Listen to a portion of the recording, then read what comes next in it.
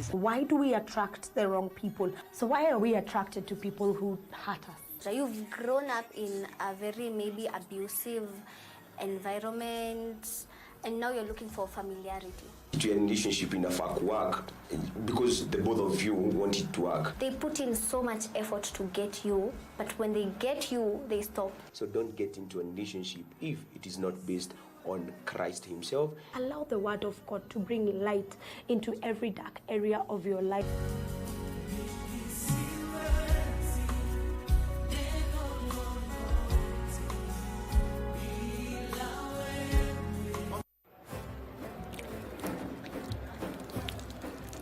Katika Qur'an tukufu Allah subhanahu wa ta'ala anatuamuru tukumbushane, kwani kukumbushana kunawafaa waumini.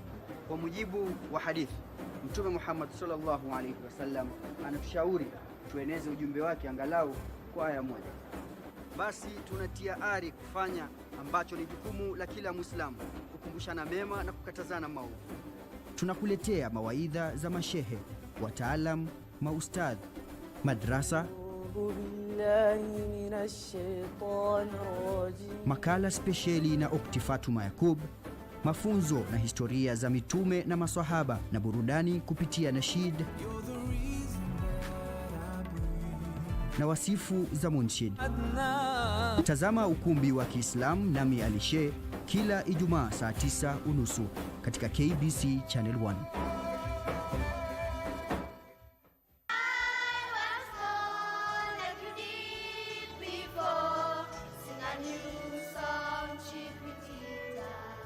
Future dreams are to care for abandoned cats and dogs as I train Kung Fu harder. The beauty and the wonder of everything we see. What do you do with your grandfather? Well, today's book is all about grandfathers. Yes, all about granddads. Today I'll be making for you chicken wraps.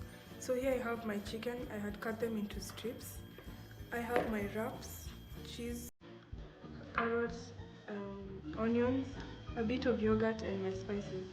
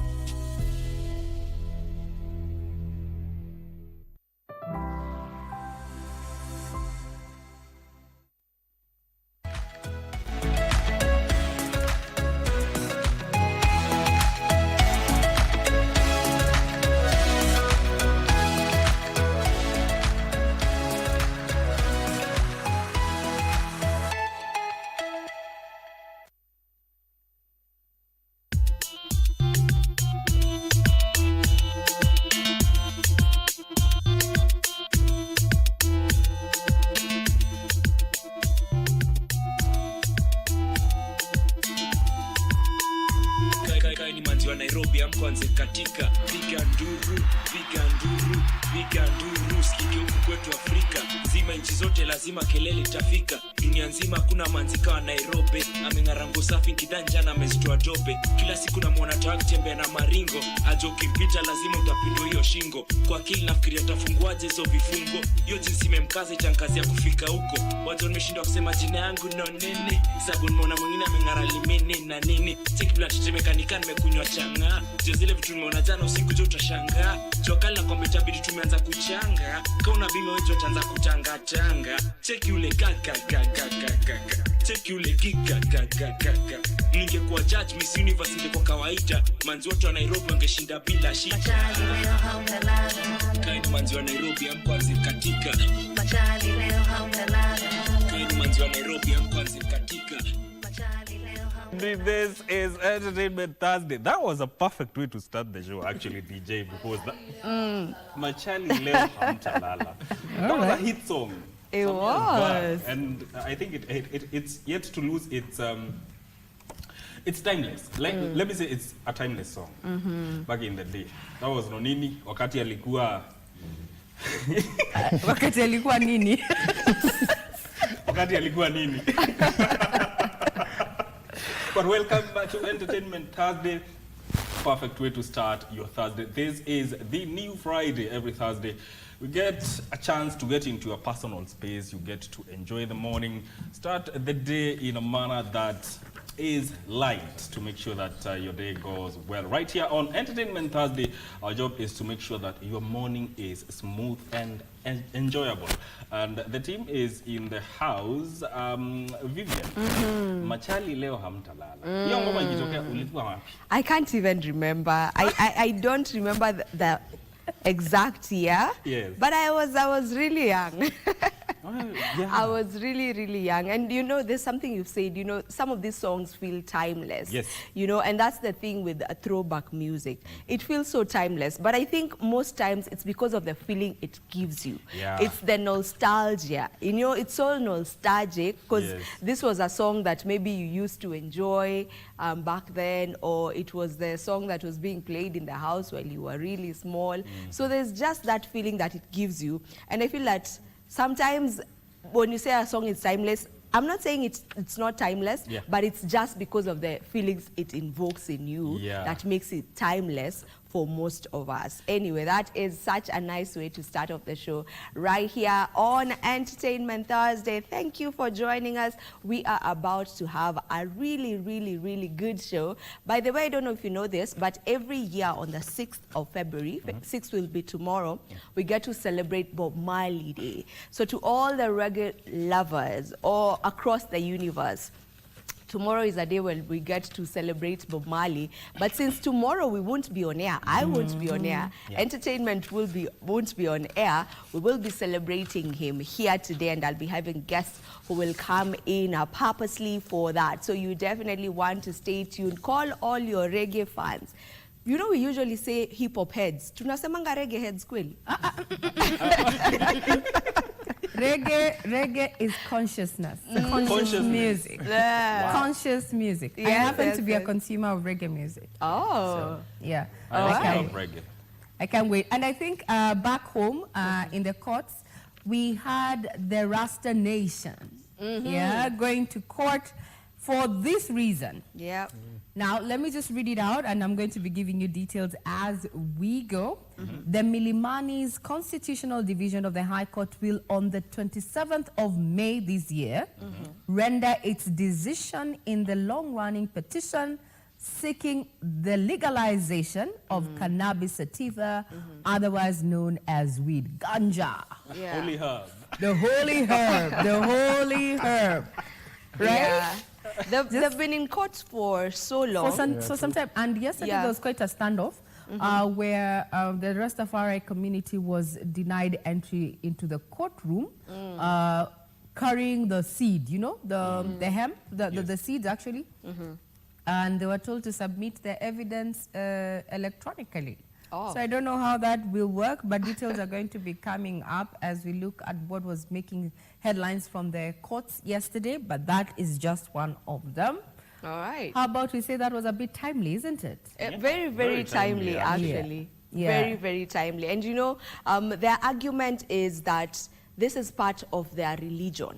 And in Kenya, we have the freedom to worship, and that's how they worship. So, well, just as the Eucharist is for Christians, they want the holy herb to be legalized. Well, in some parts of the United States, actually, in some states, they have legalized the medical use of weed.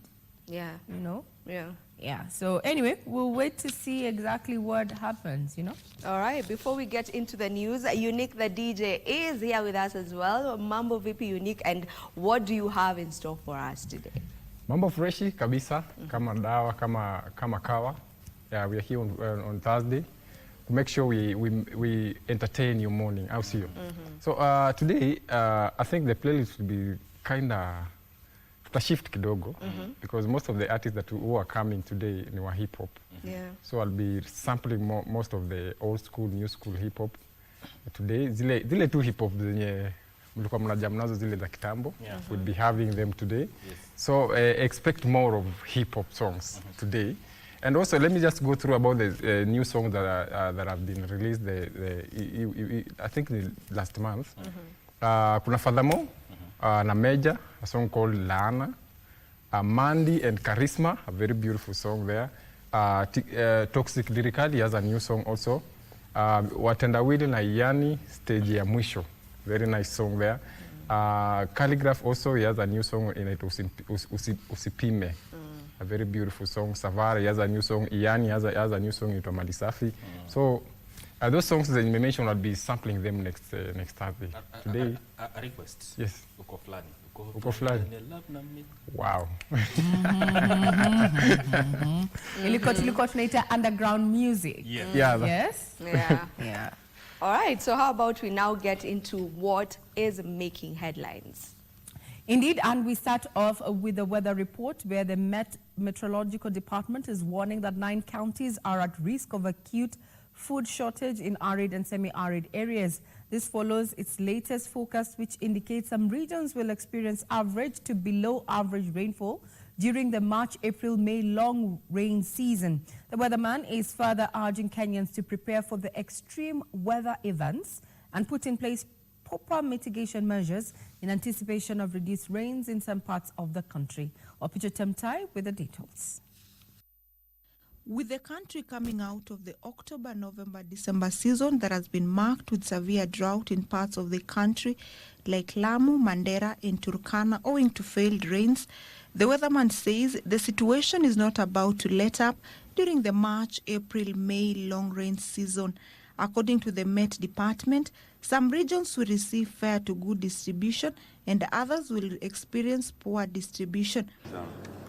This, the weatherman says, will impact negatively on food security, especially in the counties expected to receive average to depressed rainfall such as Machakos, Kitui, Makueni, Kajiado, Taita Taveta, Mombasa, Kilifi, Lamu and Kwale. Rainfall is likely to be below average during the forecast period.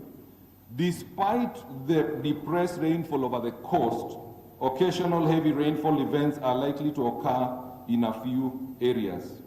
We are also going to we'll be promoting climate smart agriculture practices, mainly technologies such as conservation agriculture, water harvest, efficient irrigation system. And on the flip side, the Met Department warns of expected heavy rains in other parts of the country that could result in flooding, landslides, waterborne and vector-borne diseases, urging players in the health, water and energy sectors to put in place necessary measures to avert any crisis. On health system preparedness, that is on stockpiling of vaccines, wash and nutrition commodities, vector control commodities and isolation centers. With enhanced rainfall, where we expect flooding, we are saying that there'll be need to repair the dikes in the flood-prone areas. To optimize hydropower dispatch and to absorb the extra inflows into the dams. The weatherman has also singled out 20 counties that are expected to receive above normal rainfall, urging them to prepare for the planting season. Kenya Met Department Acting Director Edward Muriuki says in the MAM season, Lake Victoria Basin, the highlands west and east of the Rift Valley, which include Nairobi and parts of the northwestern region, will receive near to above average rainfall. Occasional heavy rainfall events are likely to occur in several parts of the stated region. Near to below average rainfall is expected over the southeastern lowlands and the northeastern. Meanwhile, warmer than average temperatures are expected over the whole country, with increased probabilities over parts of Lake Victoria Basin, coast, southeastern lowlands and parts of northeastern Kenya. The rains is expected to occur in the month of April over most regions, except for the coast, where the peak is expected to be in May. You've heard from the weatherman, prepare accordingly. Now, the Independent Electoral and Boundaries Commission Chairperson, Erastus Ekefon, is assuring the country that the 2027 general election will be watertight with no room for manipulation. Speaking during a prayer breakfast meeting organized by Evangelical Alliance of Kenya, the IEBC boss termed unfortunate claims that the immediate former commission's chief executive officer, Marjan Hussein Marjan, was kicked out of office, saying it can polarize the country ahead of the general election. Whether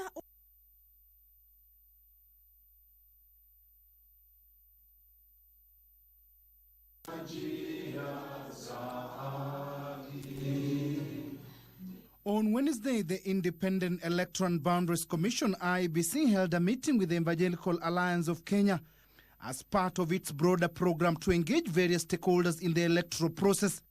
It is here that the IEBC chairperson, Erastus Ekefon, refuted claim that the departure of IEBC CEO Marjan Hussein Marjan had anything to do with the next election. We shouldn't invent things that are not there to try and character assassinate or malign him, because it's not there and it's not fair.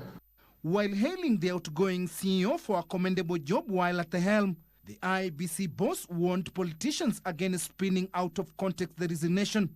See the way some headlines there, basically trying to drive a different agenda about our former CEO, who is a very serious professional in this country. I will speak the truth. We agree we will speak the truth. He's a serious professional. He has rendered his service to this nation. Ekefon promised to deliver a watertight, credible election, clawing on politicians to stop any imagination of shortchanging the process. I've been looking carefully to see and understand how IEBC rigs elections, or actually steals elections. And I'm unable to see it. And I don't think I'm exactly a very stupid person that I can't see this. And the time that I've had to oversight elections, the last by-elections that happened, I saw very professional staff at IEBC.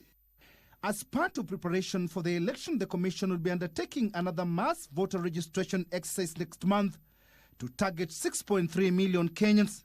We will set up our registration centers almost in every major village in the country.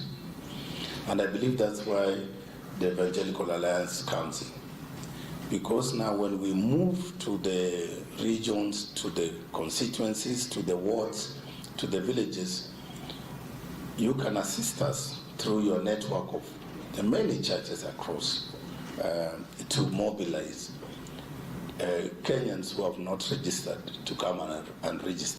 Evangelical Alliance of Kenya chairperson Bishop Philip Kitoto used the occasion to condemn organized violence in the country, urging the relevant bodies to act tough on those involved. We must, as a church, condemn all forms of organized violence or unorganized violence, hate speech, incitement of any kind as we move towards 2027 and beyond. Because what we are building is not just for a peaceful election, but for a productive society. As the country gears up to the 2027 general election, the religious leaders have been urged to speak truth to power and be at the forefront in promoting a cohesive nation. This clarion call is being made under the backdrop of heated political temperatures currently witnessed in the country, with politicians urged to tone down their rhetoric for the sake of peace of the country. Timothy Kipnusu, Nairobi. So while that was ongoing, a section of parties allied to the Azimio la Umoja One Kenya coalition are crying foul over changes made to the leadership of the coalition. The affiliate parties, including the National Liberal Party and the United Democratic Party, say the meeting convened by the coalition chairman, retired President Uhuru Kenyatta, locked out other parties. They now want the Registrar of Political Parties to nullify the changes. A day after Azimio la Umoja One Kenya coalition made changes in its ranks, including naming Kalonzo Musyoka as its new party leader, some Azimio coalition affiliate parties have opposed the move. The National Liberal Party and the United Democratic Party alleged the Monday meeting, convened by retired President Uhuru Kenyatta, left out many other member parties, terming it a political deceit. It is indeed a total betrayal to the true ideals that the late Prime Minister Raila Amolo Odinga stood for. Raila Amolo Odinga stood for inclusivity, and he stood for oneness, and he stood for consultation. In light of the aforementioned, we, the undersigned, founding Azimio la Umoja One Kenya coalition political party affiliates, reject in totality the resolutions submitted to the Office of the Registrar of Political Parties. By dint of this letter, we request the Office of the Registrar of Political Parties to halt processing the changes since the publication contravenes the law. They are now calling on the Registrar of Political Parties to disregard the changes. Elsewhere, Jomvu lawmaker Abadi Twalib has dismissed claims that ODM rallies are funded by the ruling UDA party, as claimed by ODM Secretary General Edwin Sifuna. Kampeni zetu hazija kuwa funded na UDA. UDA is an independent party na ODM is an independent party. Mpaka kufikia dakika ya leo tuna msupport Mheshimiwa Oburu Odinga kuwa ndio chairman wetu wa chama cha ODM. This as former Chief Justice and United Green Movement Party presidential flag bearer David Maraga said his top priority, if elected president, would be to end rampant corruption. Kwanza kitu ya kwanza mimi nataka kuwaahidi, mimi sitaiba pesa yenu. Kama sitaiba pesa yenu, siwezi kukubalia mtu yeyote ambao tunafanya kazi naye aibe pesa yenu. Tumeelewana? Mtu ambao kama anaiba pesa yake, hata kama ni governor au nani, tusungumuze na yeye akiwa committee. Maraga spoke in Kwale County during his tour of the coast region. Now, away from politics, turning on a light is something many families take for granted. But in parts of Taveta constituency, some residents have lived their entire lives without electricity. One village gathered to witness power being switched on for the first time in their homes. Among them, an 82-year-old man who said he never knew he would live to see that day, and a fisherman hoping electricity will finally protect his daily catch. Our reporter Ben Chumba brings us the story of what power connection means beyond the wires. This is how the day begins in Grogan village in Taveta. Wilson Mramba is coming back from fishing. He left before sunrise. Like many here, his work depends on daylight because storage has always been a challenge. Kiangalia nyuma yangu hapa, mimi ni mvuvi. Nafanya biashara ya uvuvi, pia ni mkulima. Samaki hao tukiwapata, labda tumeenda jioni kuvua, tukuja tumechelewa, kuwahifadhi na kuwa ni tatizo. Today is different though. His village is about to receive electricity, something residents here say they stopped expecting long ago. Nilikuwa naona sitaona stima maisha yangu yote kwa sababu mimi nimezaliwa hapa mpaka sasa nina miaka 51. Sijawahi ona umeme. At this home, Asna Thadija is preparing to receive visitors. Her house has been wired. The bulb is in place. They are waiting for the official commissioning. Neighbors start arriving early. Word has gone round that today, the first connection will be switched on here. Among those who show up is 82-year-old James Pala. He arrived on his bicycle. Sijaona maendeleo kama haya. Ni kitu ya kwanza ambayo tumeona ndio hichi. Umeme tulikuwa tunajua wapi wakati huo mpaka kufikia saa hii. He says he did not want to miss this moment. Nataka kuiona kwa sababu imenikuta. Mungu anafanya kazi yake ikanikuta, nataka kuiona. Even charging a phone meant traveling and paying for it. Sasa ile 20 yangu leo, ninajua leo 20 yangu haitaenda, itanifanyia mambo mengine kwa familia yangu. Nishamuuliza mamangu, kaambia mbona tuna stima? Akaniambia tuliambiwa tutaikewa, lakini tusubiri ipo siku hata sitafikiwa. 2, 3. When the switch is finally turned on, the reaction is immediate. Nimezaa, nimekuwa mpaka na wajukuu. Sijawahi ona umeme. Huwa tunatumia tu chemli ama koroboi, ndio tulikuwa tunatumia sana sana, na kununua mafuta. Na siku huna pesa ya kununua mafuta, hiyo siku watoto hawasomi. For Wilson and other small-scale traders, electricity could directly affect income. Sasa kwa vile tumepata stima, sasa tutakuwa tunahesabu, tunahifadhi vizuri ili mteja akikuja apate samaki wako freshi. Leaders say electrification in Taveta constituency has risen significantly under the rural connectivity program. Connectivity percentage ya Taveta ilikuwa around 30%. We have raised it to around 60% right now. For this village, electricity changes how they work, how children learn, and how they plan their future. And like 82-year-old James, it is something they are simply grateful to have lived long enough to see. Well, indeed, as they say, a time has come to power the nation. The last mile connectivity program currently underway, and will continue keeping tabs on what REREC is currently doing.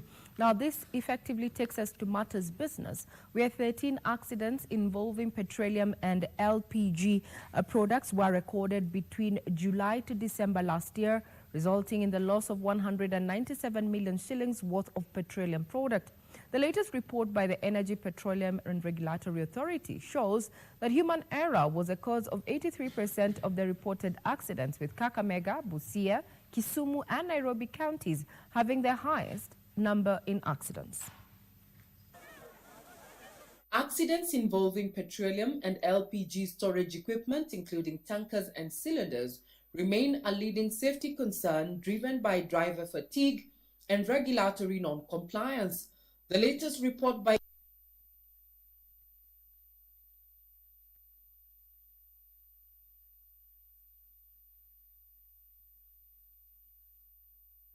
for that particular mishap, definitely what you were seeing in the court there is not the report by EPRA, but be sure to peruse our website, that is www.kbc.co.ke, for further information in regard to that particular report, with the regulator saying that that report that was released yesterday through a webinar for stakeholders is going to be available to the public come Friday. So you can peruse through it and look at some of the recommendations that have been made by the authority there, including having journey plans and use of GPS, as well as reining in on unscrupulous drivers there. Statistics indicate that Kenya currently within the oil and gas sector has 1,000 certified drivers and at least 8,000 tankers there. Well, we are still working on getting a pipeline ready to build capacity in as far as LPG gas is concerned. We'll be keeping tabs on that. Now that officially takes us to sports, where Kenya has qualified for the 3x3 basketball men and women's competition at the Commonwealth Games, scheduled from the 24th to the 29th of July this year. The men's team will play alongside Australia, Cayman Islands, Fiji, Guyana, Jamaica, Malaysia, New Zealand, Nigeria, Scotland, Singapore, and one European nation, which is yet to be confirmed. In the women's event, Kenya will compete alongside Australia, Cayman, Jamaica, New Zealand, Papua New Guinea, Scotland, Singapore, Tonga, and Uganda. The fast-paced sport has made its debut during the 2022 Commonwealth Games in Birmingham, where 8 men and 8 women teams competed in packed arenas. The Kenyans men team also made their first appearance and reached the quarterfinals, where they lost 20-15 to Australia to be ranked 5th overall, while the women's team lost to England 21-12 in the quarterfinals to finish 6th overall.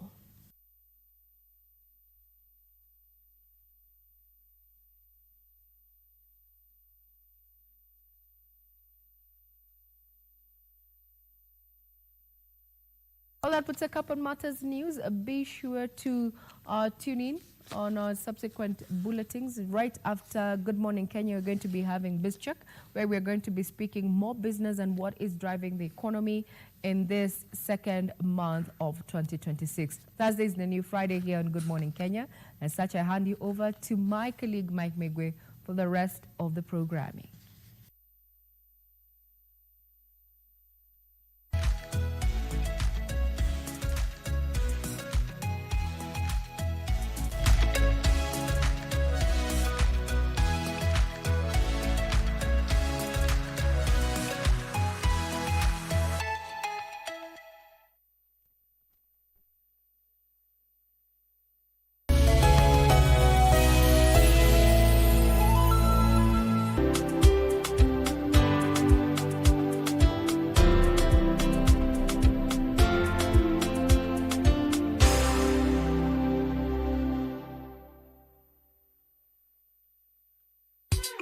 Tunatambulika kwa mandhari yetu ya kuvutia, tamaduni zetu, ukarimu wetu, vyakula vyetu, uchapakazi, na pia kwa sauti tofauti za watangazaji wetu waliobobea. Libengo niko hapa aka upcoming sponsor.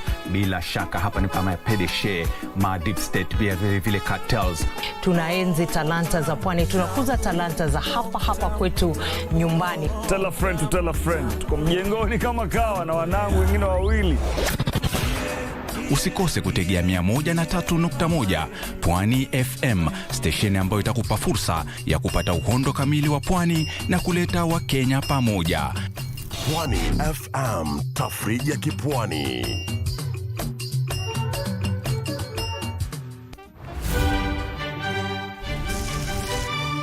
My name's Jung Guanjong. I'm the boss of this entire hotel. My duties include heavy lifting, spreading happiness, and driving fancy cars. And I officially moved into the sunroom. You think you can cut my share of the rent? Say what? That day, she walked into my life. Hi. I met the woman of my dreams. I'll take you home. I got the Maserati. All the women in the club will be like sisters to me. Respect is most important in a relationship. If a man doesn't respect a woman, then he's no man. You add all the brilliant moments, or what we call miracles. Welcome.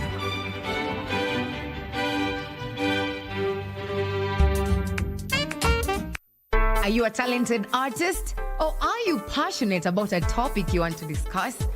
But money can be very hard to find for an upcoming artist. Don't worry, Studio Mashinani has got your back.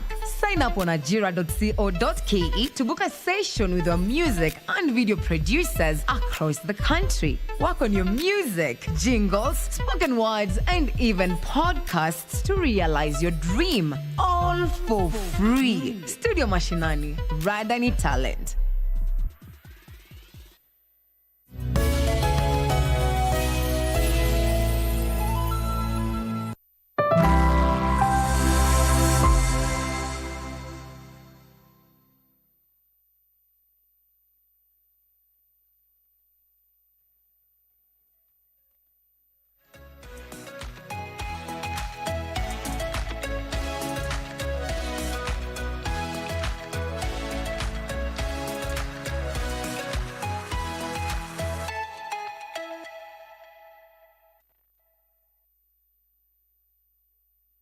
Indeed, you're watching Good Morning Kenya. This is Entertainment Thursday, and the segment on air right now is Future Voices, where we give the young people of this nation a chance to contribute to matters that affect the national discourse or shape the national discourse. And today we are focusing on leadership, democracy, and Pan-Africanism in contemporary politics.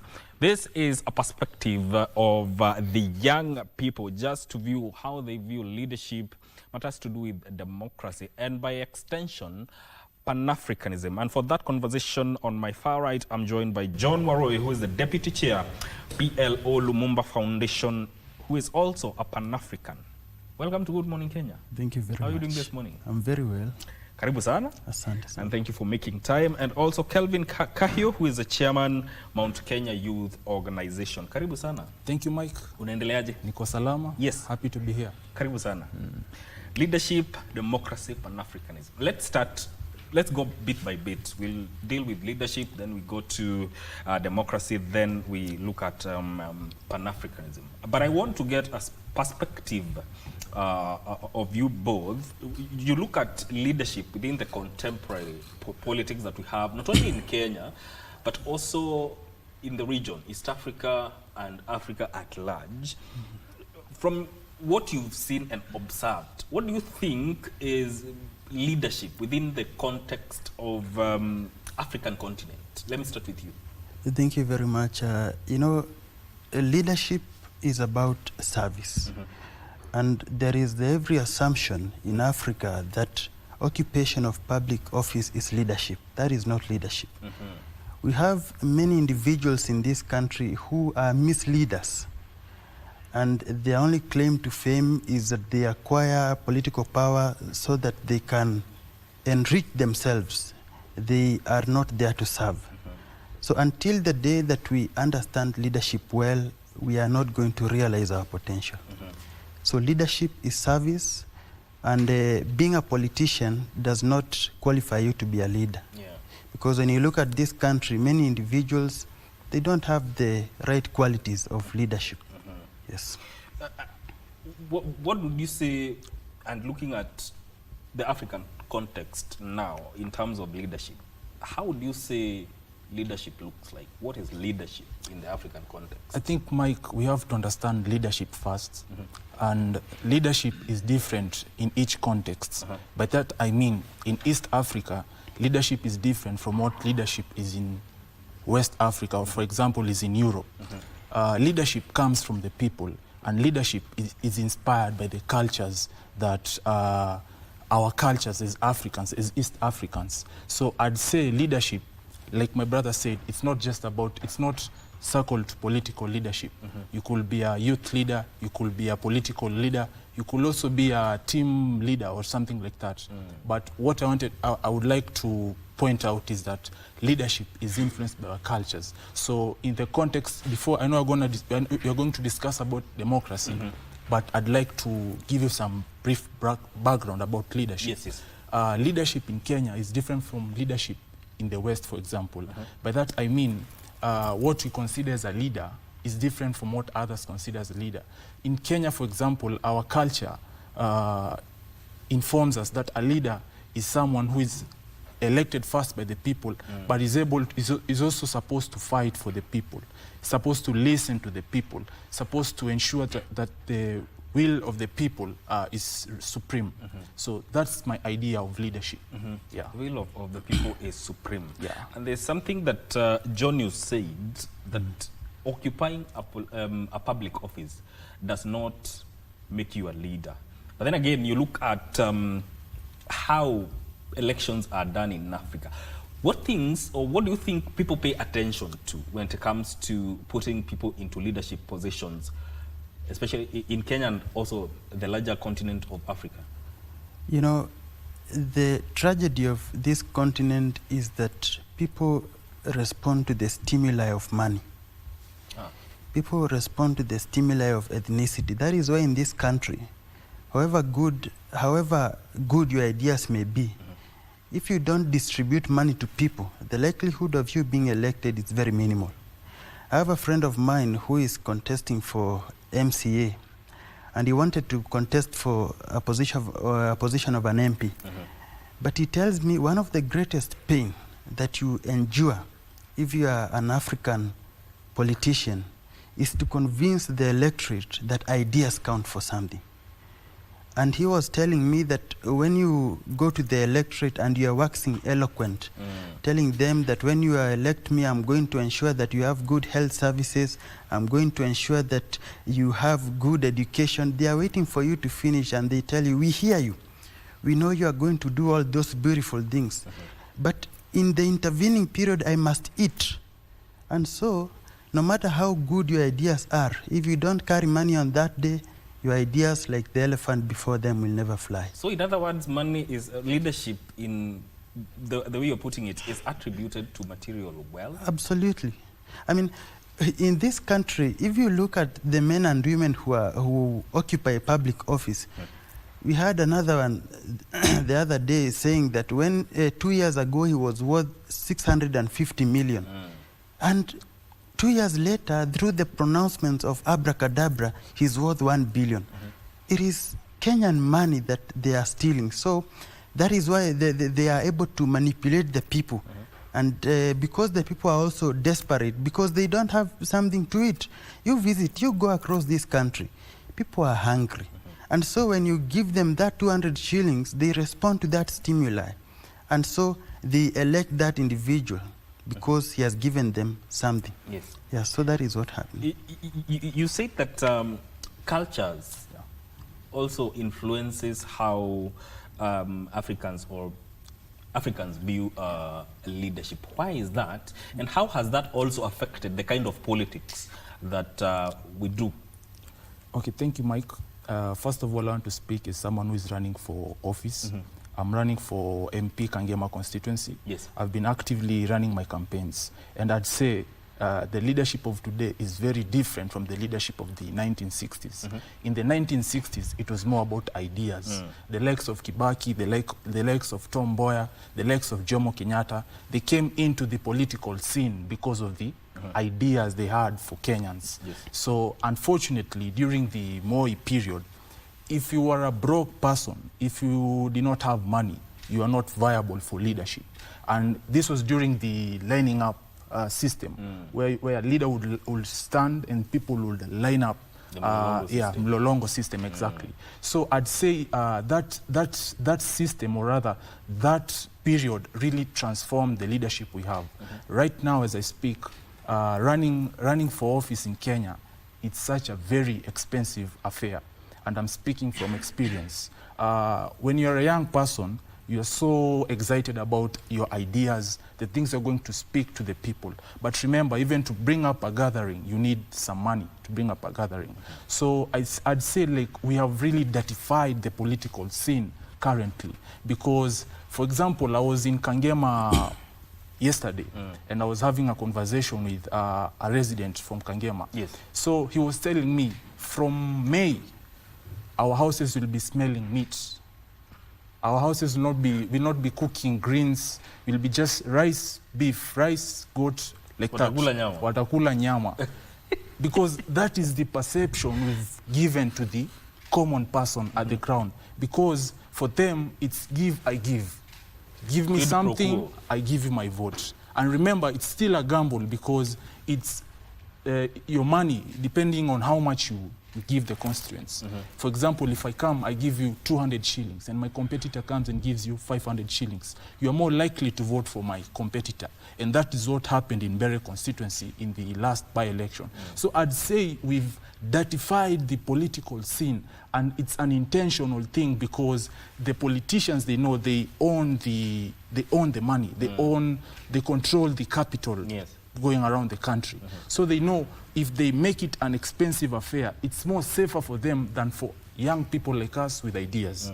But I'd say ideas are still key because the power of the mouth is more important than the power of the pocket at times, depending on how you convince them. So I'd say our leadership is really at a really bad place. It's really dirtified at the moment. And if you don't have money, it's really difficult to be a leader. This looks like, I would call it an acquired culture that has entered into a political system where if you do not have money, as he's putting it, it's hard for you to get elected. Question is, when you look at leadership, why is it so hard for people to coalesce around a vision? rather than instant gratification? You know, the whole idea of the politics of money and money bags came after the reintroduction of multipartism. You remember in 1989, when after the fall of the Berlin Wall and the collapse of the Soviet Union, Yes. the Westerners came and told us that you must have something called democracy. And this democracy is built upon political parties. And the truth is, in many of these African countries, mobilization of these political parties is on the basis of ethnicity. And so what happens, these people, they go to these institutions, they steal money, then they come and give the population money, and then now the people will vote for them. I mean, we no longer listen to ideas in this country, and it is in the continent of Africa. When you look at the elections which were held in Cameroon last year, people were given money.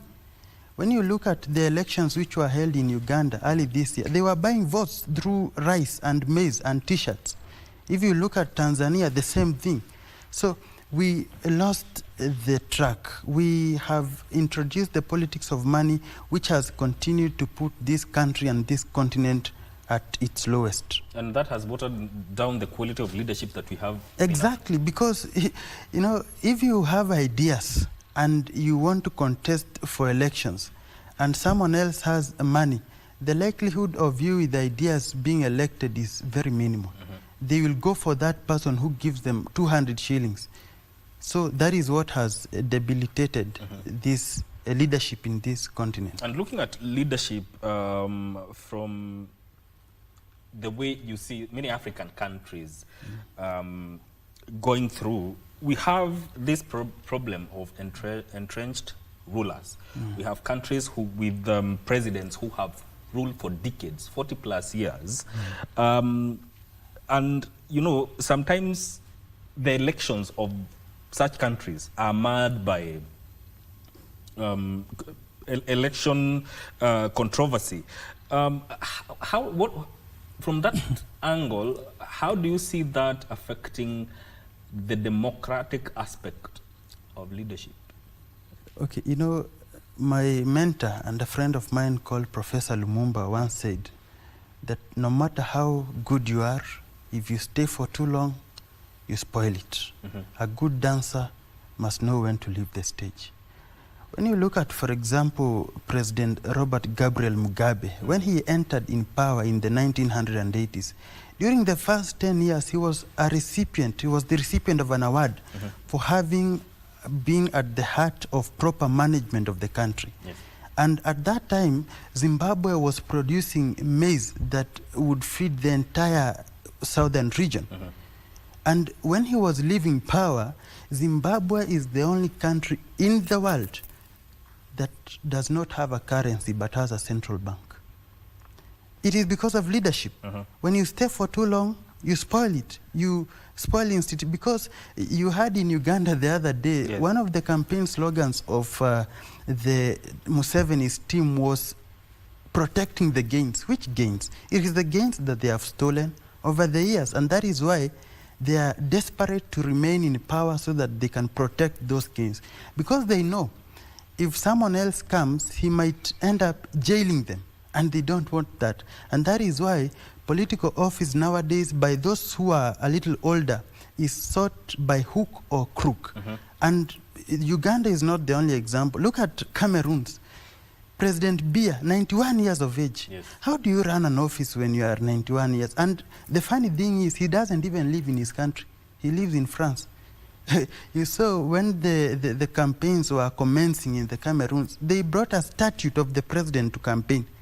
How do you, and the people of Cameroon elected him. Of course, we know that he did not win the votes, he won the count, but that notwithstanding, he is in office right now at 91 years. How do you do at 91 years in a public office? You live, you know, there is a famous African saying that for the young goats to thrive, the old goats must die.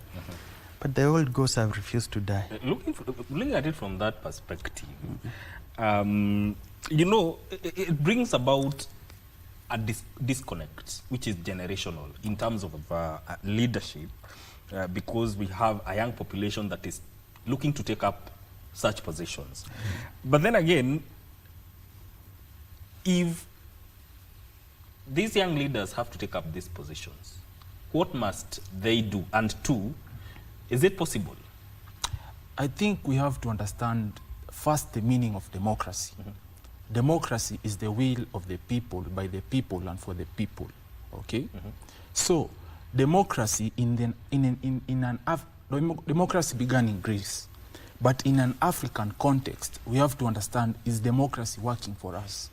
Because democracy is more, I'm an ardent supporter of democracy. I have to point out that. Yes. But we have to understand, is democracy working for us? Or are we electing the most popular, the most moneyed, the person who knows how to speak, rather than a person who has the right qualities as a leader?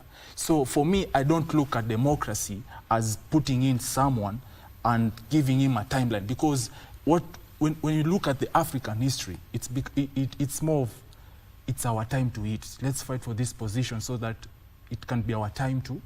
That's why I say that leadership is influenced by our culture. Democracy came with the West, and I'm an ardent supporter of democracy. But we have to evaluate our democracy. Is it working for us? For democracy to thrive, our systems, and that involves the judiciary, the IBC, the parliament, the police. The systems have to be working fast. So if they're not working, there's no way that there's no position for us as young leaders to get in. So we have to fix our systems first. We have to fix these offices first, so that young people as us, we can, like me and my brother here, we can have a chance, an equal chance to get in these positions of leadership. Otherwise, when we have limitations in these systems or in these offices, then it will be difficult for us to get in, because we don't have the money. Probably we don't have the connections. Probably we are still young and trying to build our own support base. So democracy our systems has to work fast. So in the African context, my brother mentioned the likes of Mugabe, the likes of Yoweri. I think in those countries, democracy is not working because the systems first are not working. Because for Mugabe, or the Zimbabwean president, the electoral office, it safeguarded his victory all through, even when he lost. So I think we have to fix our offices first, so that democracy can work for us. Yes. Yeah. And when he says he speaks of the institutions working. These institutions have to work from completely, or what you'd say, an utmost independent aspect. Is that possible? It is possible, but it will take a little longer, because, for example, when you look at this country, we have institutionalized ethnicity. So that when you create, for example, the position of a prime minister, somebody sees himself in that office. So we have killed institutions. And look at when you talk about independence of the institutions, take, for example, the judiciary as it is today. It is at its weakest. And that is not to mean that there are no good individuals in the judiciary. But institutionally, the judiciary has become weak. And why has it become weak? Because, for example, when the Constitution was being made, one of the things that they recommended is that we have the appointment of judges, and they are taken through public interview. And then what has happened is that the politicians have ensured that even that appointment of judges is controlled by them. When you look at the composition of the judiciary today, for example, it is not proven that, but there are suggestions that it is not merit that rules the day. So when one is appointed by their political godfathers, then you must pander to their whims. So in that regard, you have weakened the institution. Look at IEBC. The IEBC, on paper, appears to be a very independent body. But the truth is, it is not. It is influenced and worked by political leaders however they want. So it is possible to create strong institutions, but that also takes the discipline of the leaders. Because if the leaders if for example the leadership of this country goes and gives a judge, let's say for example 20 million, and it is money he has not touched in the last 1 year, he'll take it, unless he has the moral courage to refuse to take that money. So we can strengthen these institutions, but as it is now, given the nature of politics that the nature of ethnic politics that we have in this country, it is going to be hard. Because when you look at, for example, the integrity commission, the commission that deals with EACC, what happens is that we elect non-thieves into public offices, and then we expect them to behave like angels. So when we elect these people, what are they going to do? They are going to appoint one of their own. You saw what happened, the report on Shah. A whole community dominating almost 60% of the appointments made by Shah. How are we going to strengthen that body if we are working in that direction? Very interesting point. Very interesting point. Let's take a breather, and we shall continue with this conversation once we come back from this short break. Stay with us.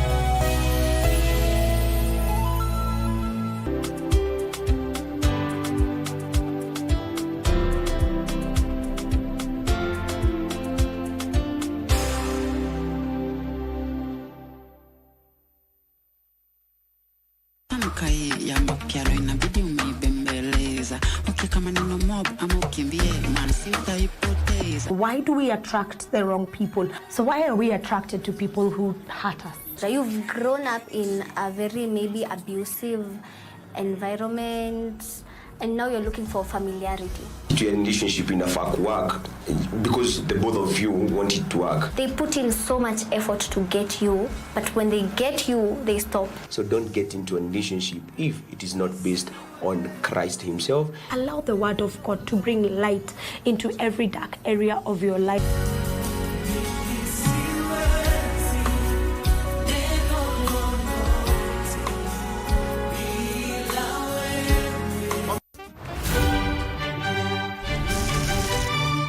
My name's Jung Guanzhong. I'm the boss of this entire hotel. My duties include heavy lifting, spreading happiness, and driving fancy cars. And I officially moved into the sunroom. You think you can cut my share of the rent? Say what? That day, she walked into my life. Hi. I met the woman of my dreams. I'll take you home. I got the Maserati. All the women in the club will be like sisters to me. Respect is most important in a relationship. If a man doesn't respect a woman, then he's no man. You add all the brilliant moments, or what we call miracles. Welcome.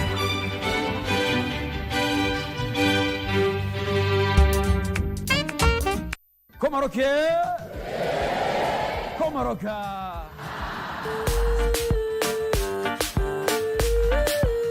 Kigomba ni kwa nguruwe, kwa mwanadamu uchungu. Wazazi wamechangia pakubwa katika kuzorota kwa maadili ya vijana wao. Wazazi wengi siku hizi wameachia watoto wao vijakazi ambavyo hawajui wanafanya nini, wanafunzwa nini, wanakula nini. Ni mujibu wa kila mtoto kuchagua njia mwafaka. Katika neno kaskazini, maana ya shada ni nini? Maana ya shada ni utiliaji wa mkazo katika neno. Shada ni mkazo wa maneno katika matamshi. Nahodha ameendesha merikebu vizuri. Ukanisho wake utakuwa nahodha hajaendesha merikebu vizuri.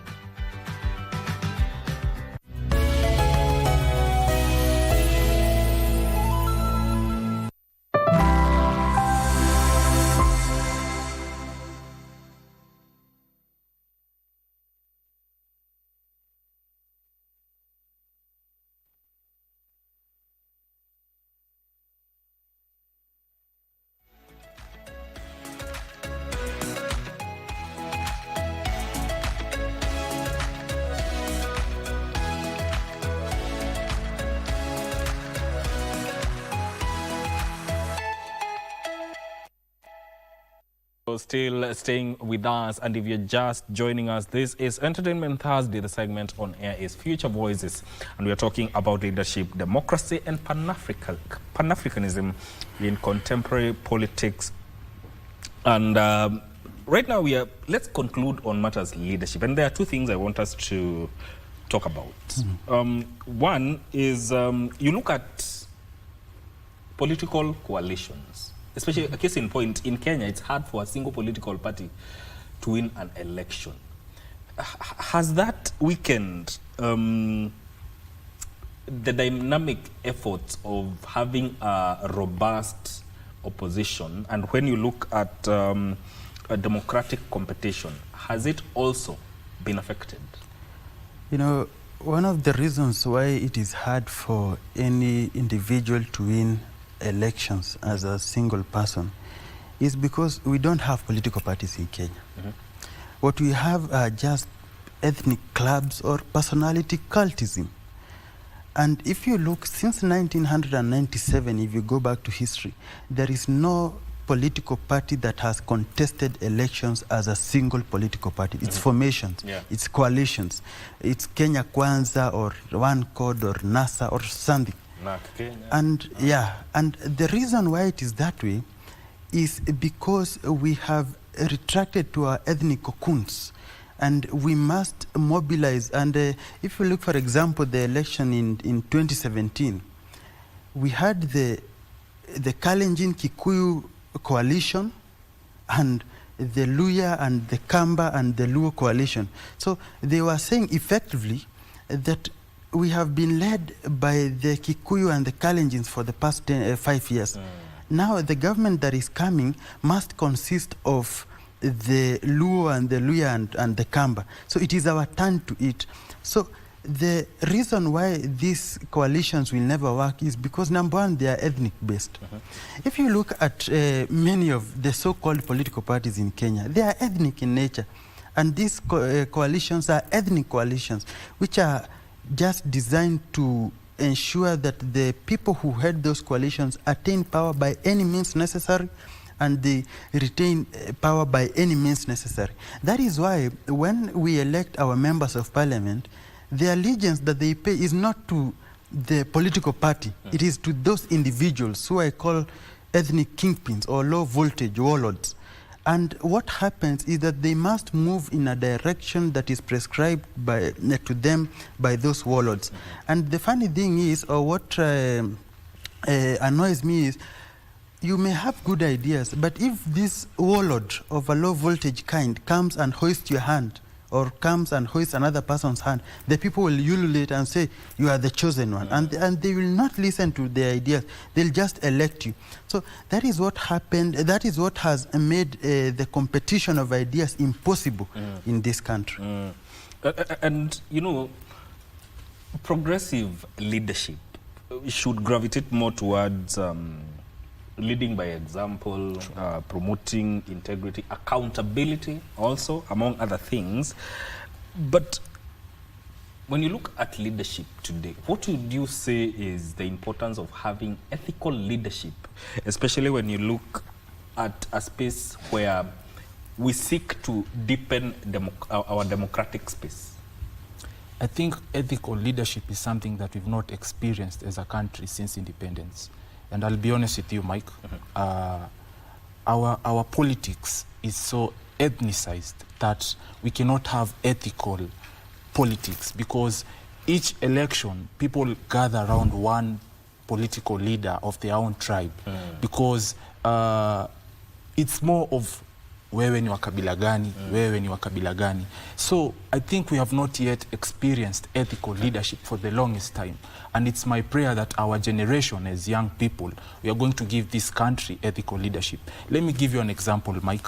We were talking about coalitions.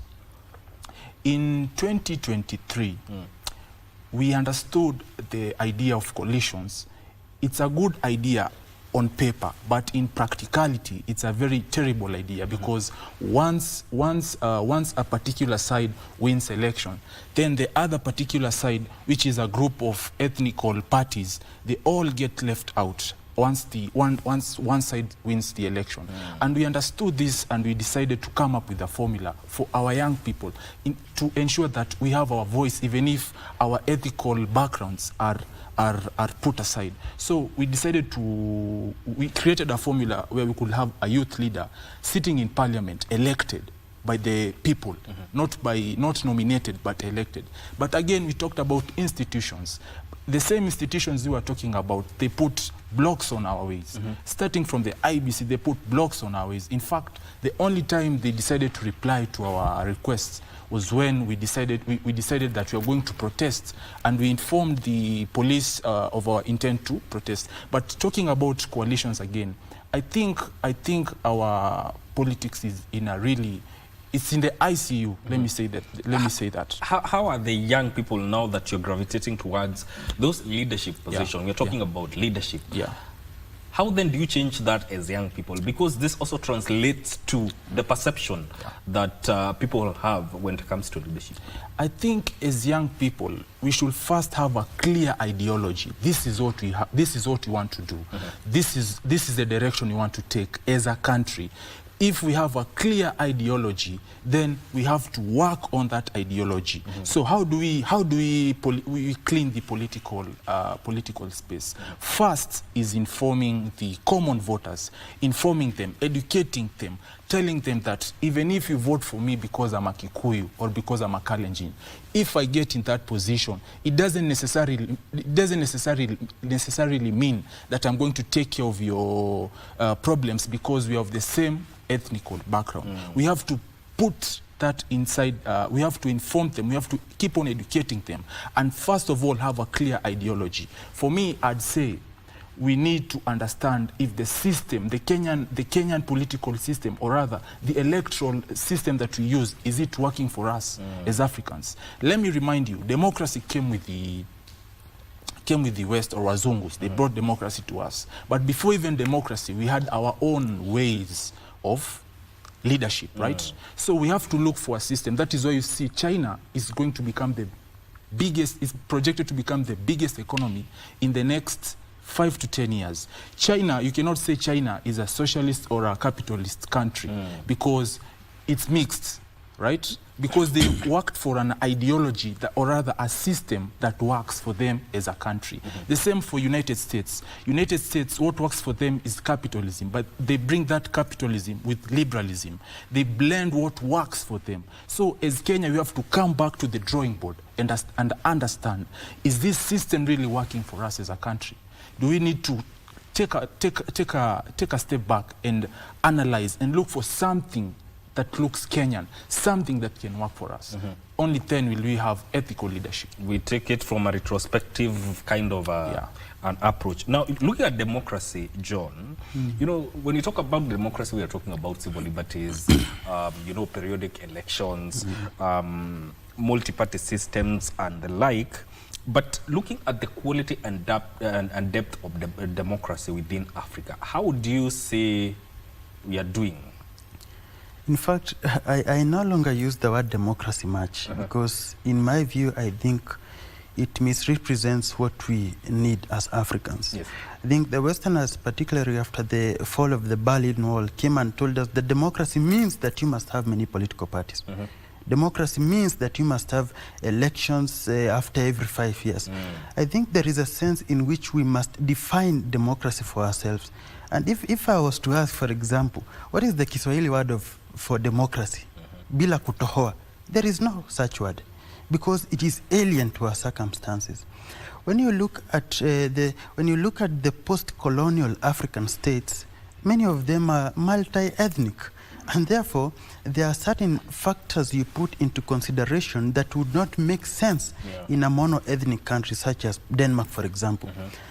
Take a country like South Sudan, for example. It has 5 vice presidents. It doesn't make sense on the face of democracy. But in order to preserve the nation, that which does not make sense makes sense in that environment. So my view is that we must define what we need as Africans And we must look at governance. I prefer to use the word governance rather than democracy, because in my view, governance represents our specificities as African countries.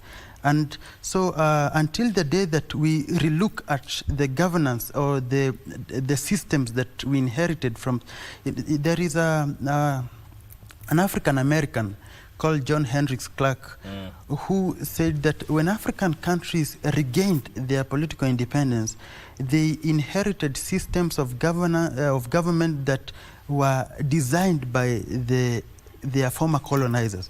And he went on to say that none of those African countries will ever succeed on the basis of those inherited systems.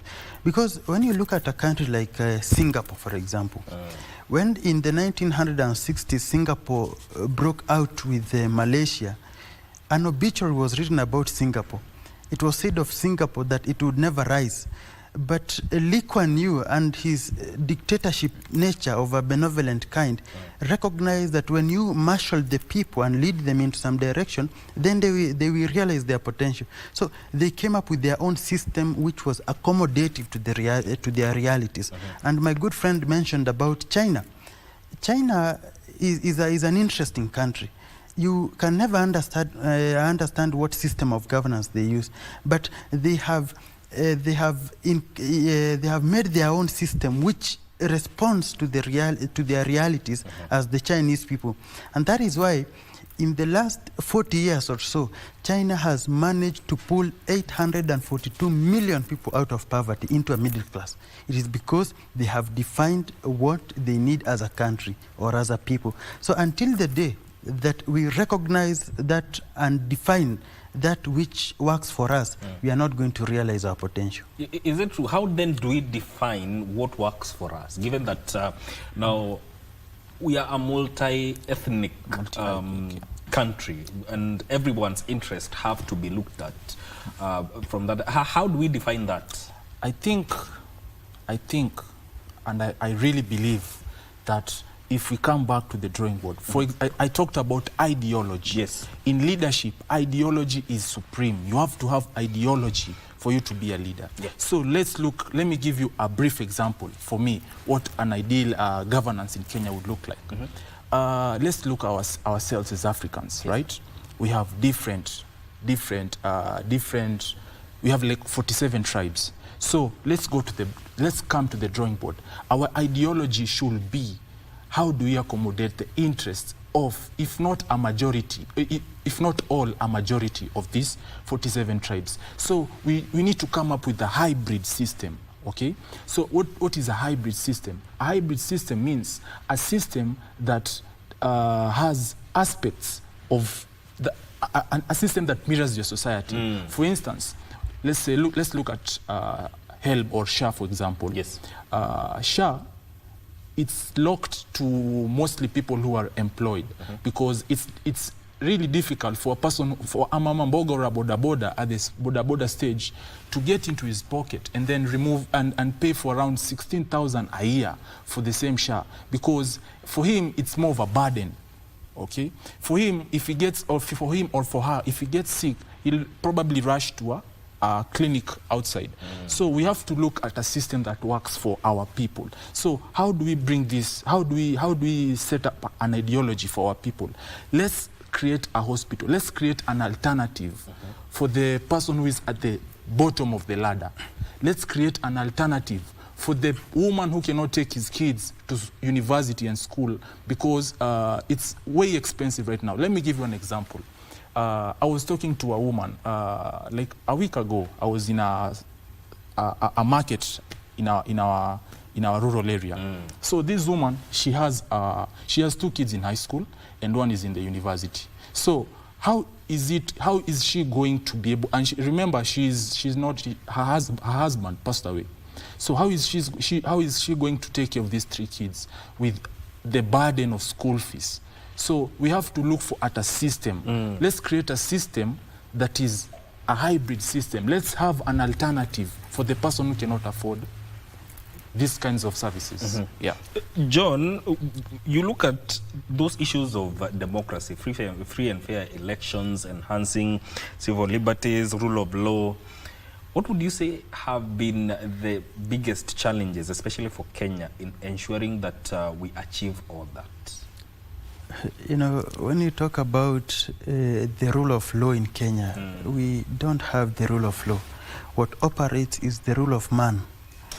And it is because there is a group of people in this country who believe that they have the monopoly of knowledge and wisdom, and therefore they must dictate what happens in this country.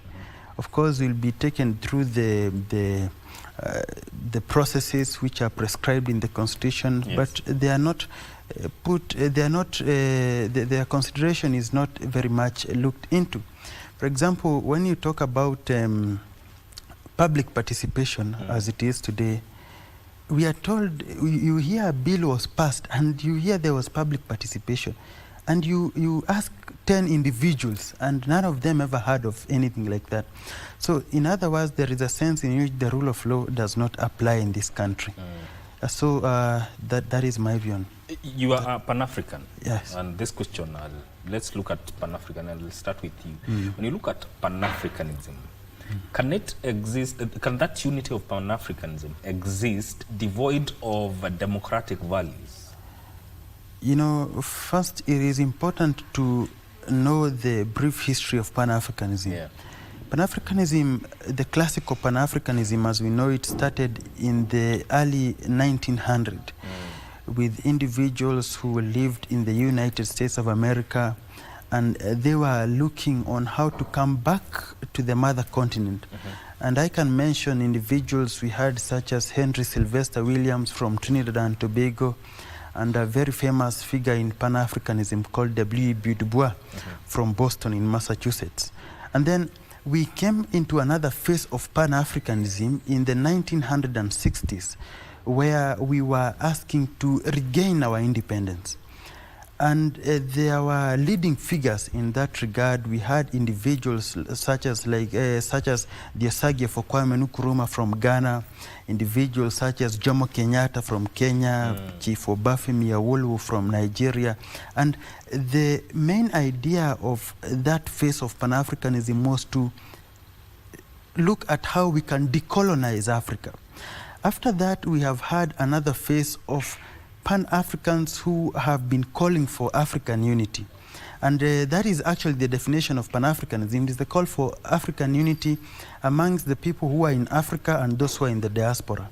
And in the contemporary world, we have Pan-Africans such as Professor Lumumba, a very renowned Pan-African.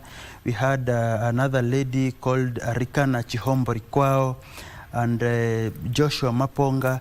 And among the young people, we have emerging figures of Pan-Africanism. We have, they are to be found in different fields. We have a very good gentleman from Tanzania who is the leading Kiswahili speakers, recognized as the leading Kiswahili speakers in the world from Tanzania, called Jaramu Nkumbi. And we also have others like Osman Ture, who, these are people who are keeping the spirit of Pan-Africanism alive and well. And so the current leaders that we have, many of them claim to be Pan-Africans. And when they go to the United Nations bodies and other world bodies, they deliver very nice speeches. But when you look at what they are doing, it is exactly opposite to what they are saying. In East African community, for example, we had said that by the year 2024, we would have a single currency in East Africa. It did not happen because there is no willingness among the political class. The East Africa ought to be a federation by the year 2010. It is now 16 years down the line. There is no such thing. Why? It is because the leaders who are present in these offices are not interested. And for example, when you talk about the Pan-African, the unity of East Africa, for example, as early as 1961, the founding father of the United Republic of Tanzania, Mwalimu Julius Kambarage Nyerere, had said that I am prepared to delay the independence of Tanganyika so that Tanzania, Kenya, Uganda will become independent as one country, so that we begin working from that. He could see the future with the exactitude of a Jewish prophet, but Kenyatta refused.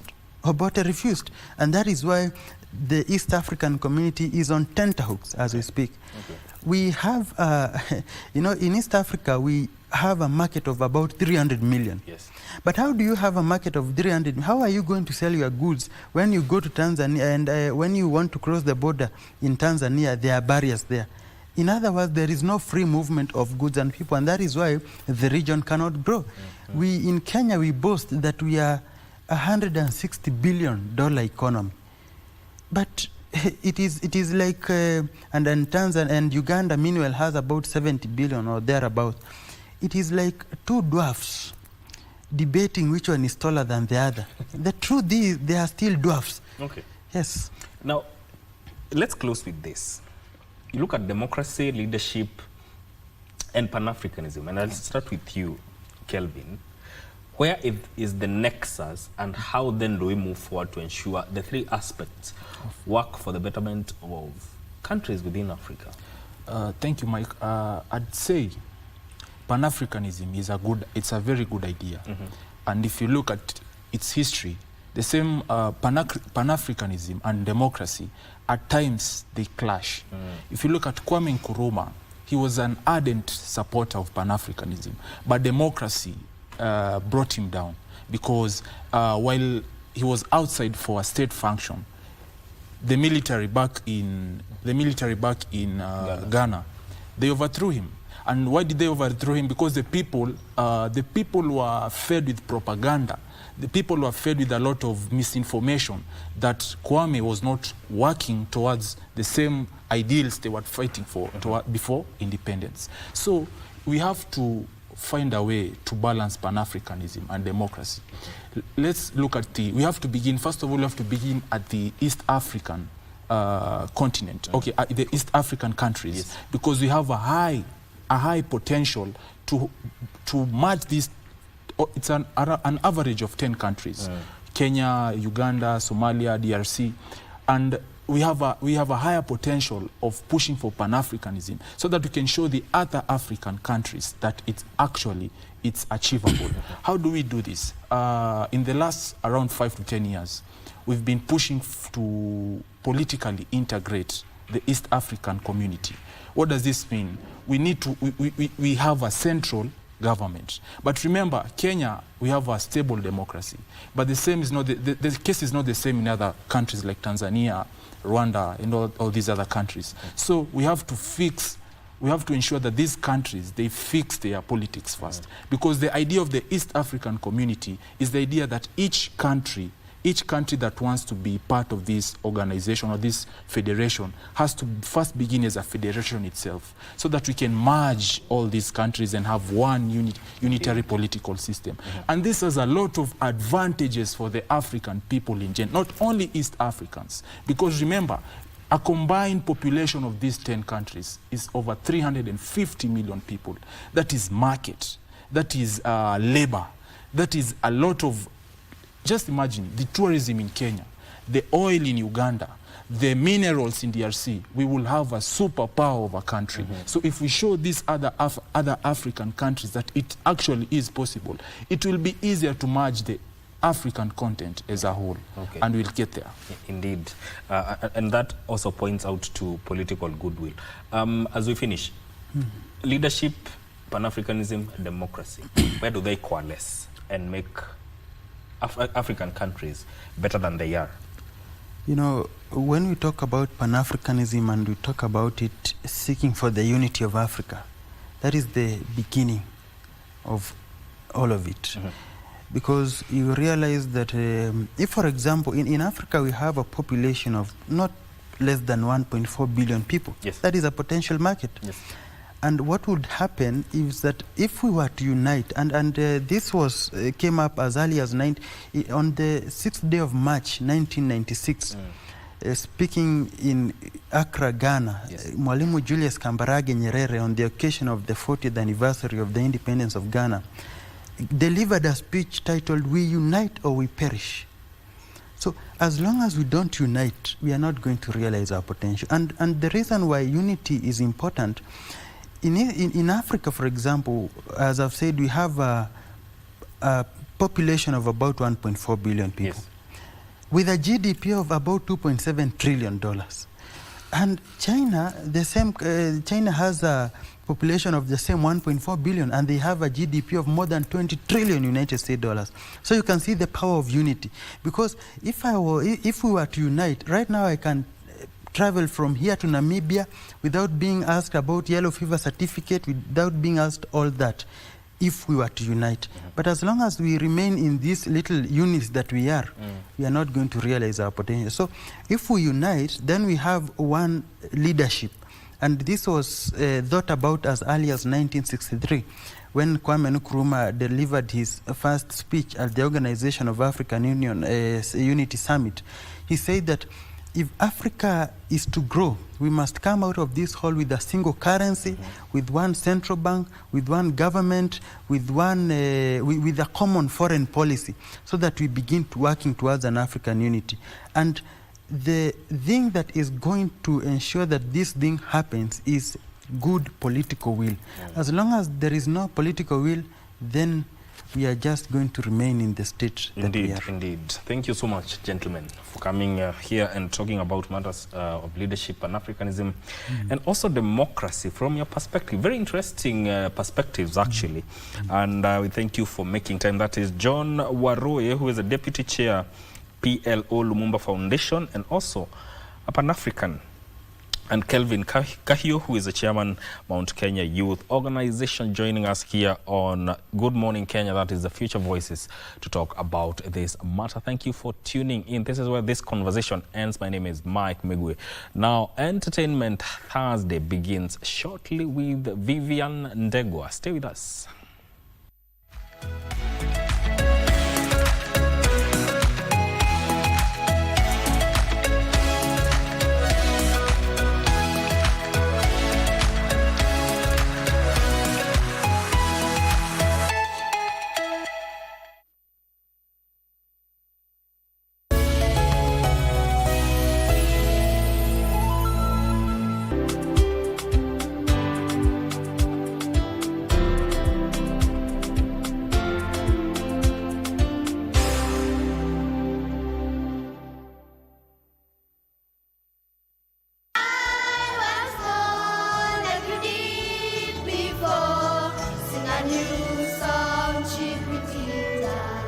Future dreams are to care for abandoned cats and dogs as I train Kung Fu harder. The beauty and the wonder of everything we see. What do you do with your grandfather? Well, today's book is all about grandfathers. Yes, all about granddads. Today I'll be making for you chicken wraps. So here I have my chicken. I had cut them into strips. I have my wraps, cheese, carrots, onions, a bit of yogurt, and my spices.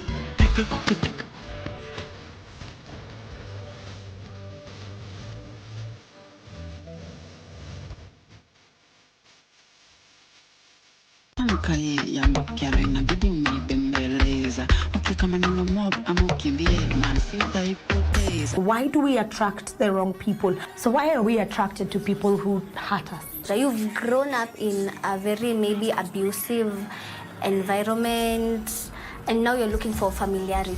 To a relationship in a fuck work because the both of you want it to work. They put in so much effort to get you, but when they get you, they stop. So don't get into a relationship if it is not based on Christ himself. Allow the word of God to bring light into every dark area of your life.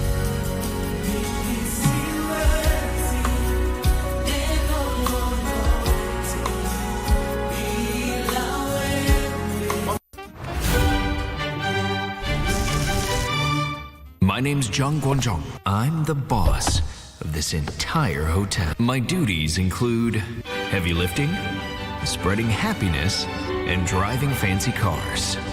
And I officially moved into the sunroom.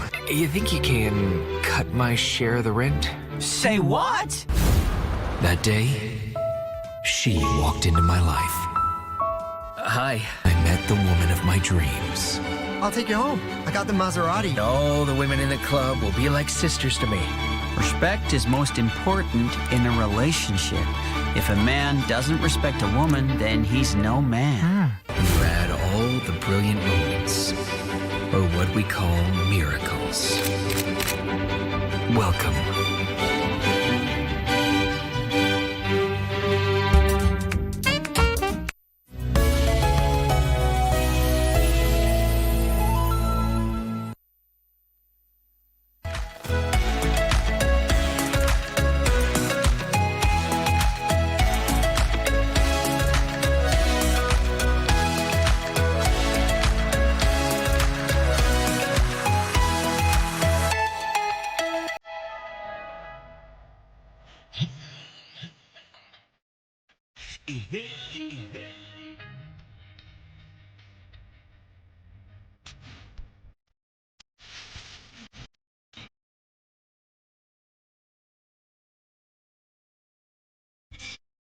Kutoka kwa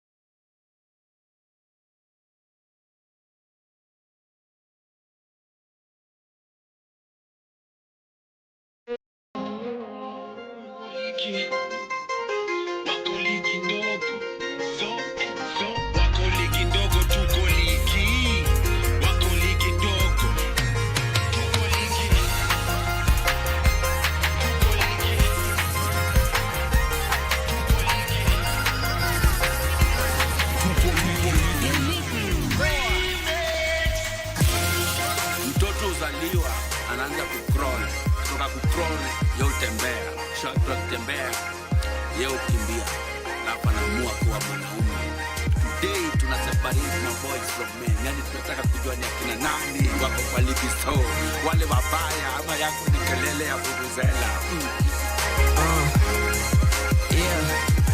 Okay, I'm in the major league, so shout out to all of my G's. How could they leave me out of this remix when I'm stacking most of that cheese? I'm young and I'm getting paid. Competition just getting sprayed. I have them all in a body bag. Somebody please go get a spade and I'm coming straight from the dirt. Take a look at me, now I'm swagged out. They said I wouldn't get nowhere, and just in 6 months I was branched out. Oh, I think they like me, and I ain't even been to the south. They're trying to rap like me, but ain't coming out of their mouth. Who has a problem, ain't got time to sit and solve them. So shout out to all the fans who got my back. I apply them. Winning be the subject and losing ain't an option. And to make it this far, you gotta hustle, no option. Tuko ligi, wako ligi ndogo. So and so, wako ligi ndogo. Tuko ligi, wako ligi ndogo. So, tunaishi like there's no tomorrow. Tuko ligi, wako ligi ndogo. So and so, wako ligi ndogo. Tuko ligi, wako ligi ndogo. So, tunaishi like there's no tomorrow. Definition yangu ligi so sule babi tuana do ule msako uko chini ule mtana hasi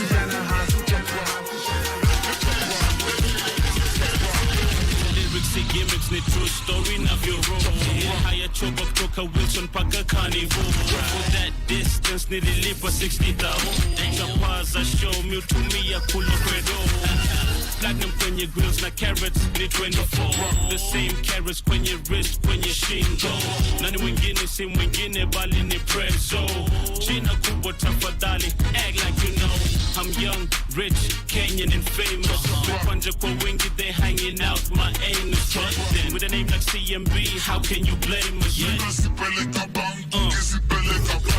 Them call me love, jala me your love for me man. I'm full of cash in my bank, so move for me. The real definition of making it rain came for me. Them can't understand me bank split. So sorry, you not big talker, but me that cheap fucker. Just so give me stucker, he be a sock booker. It's all I give my booker. Them call me the joker.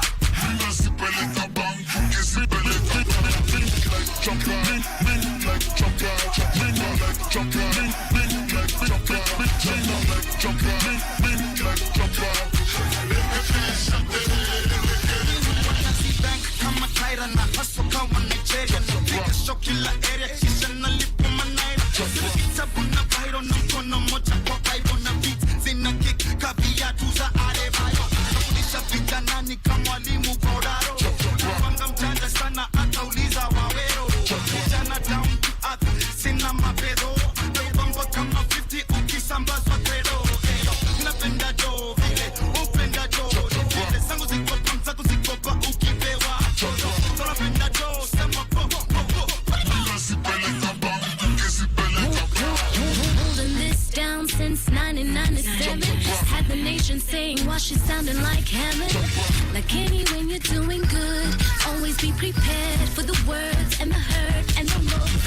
Never been a baby girl like me, shaking up this here little industry.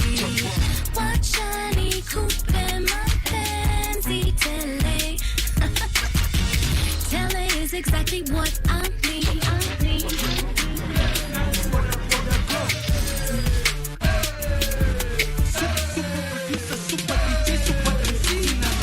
So I can't drive my motina sina fare. So siezi ride na madri. Utadua,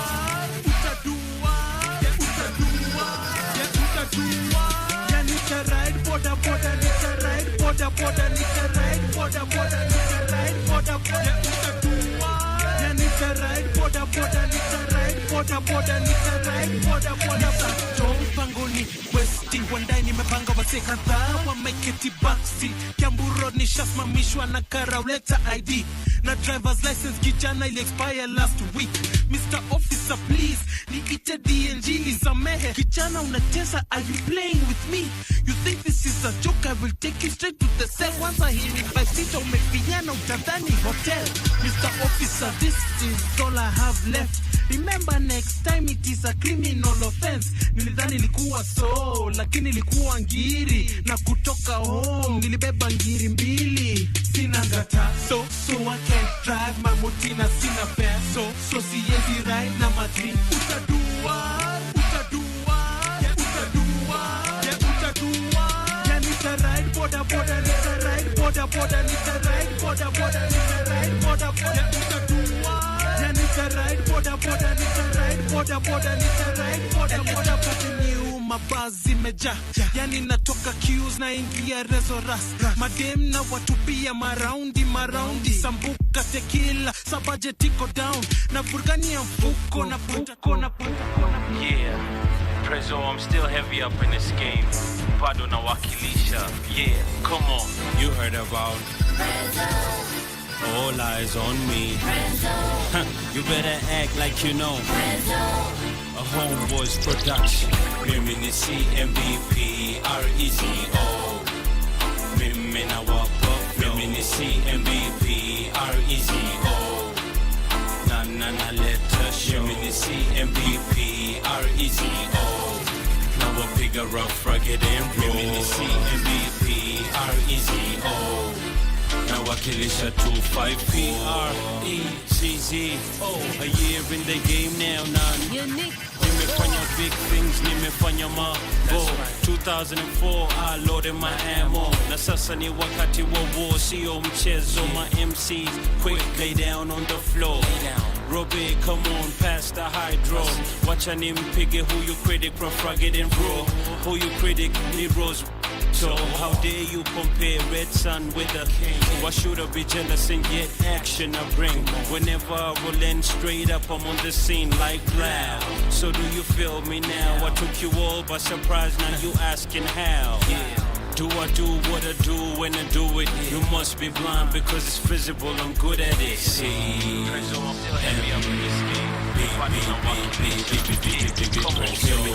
MVP, R-E-Z-O.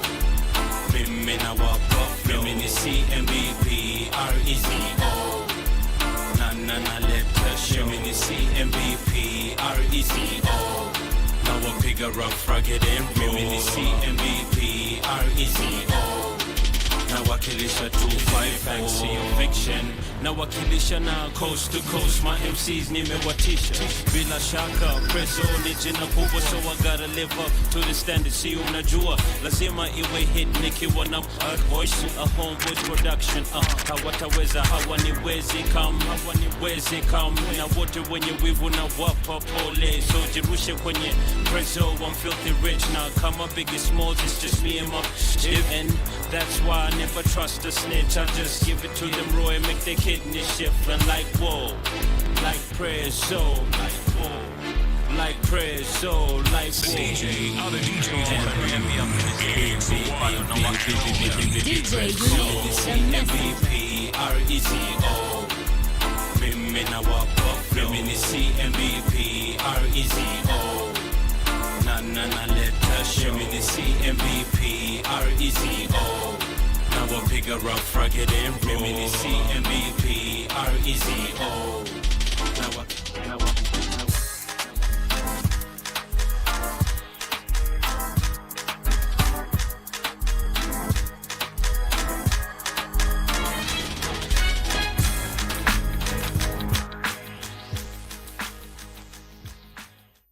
All right, Entertainment Thursday it is right here on Good Morning Kenya. In case you're just joining us, this is how we do it each and every Thursday morning. We get to have guests right here on the show who talk about different matters in the entertainment industry, as well as get to enjoy some good music from our DJ Unique, the DJ. And today nasikia anacheza hip hop.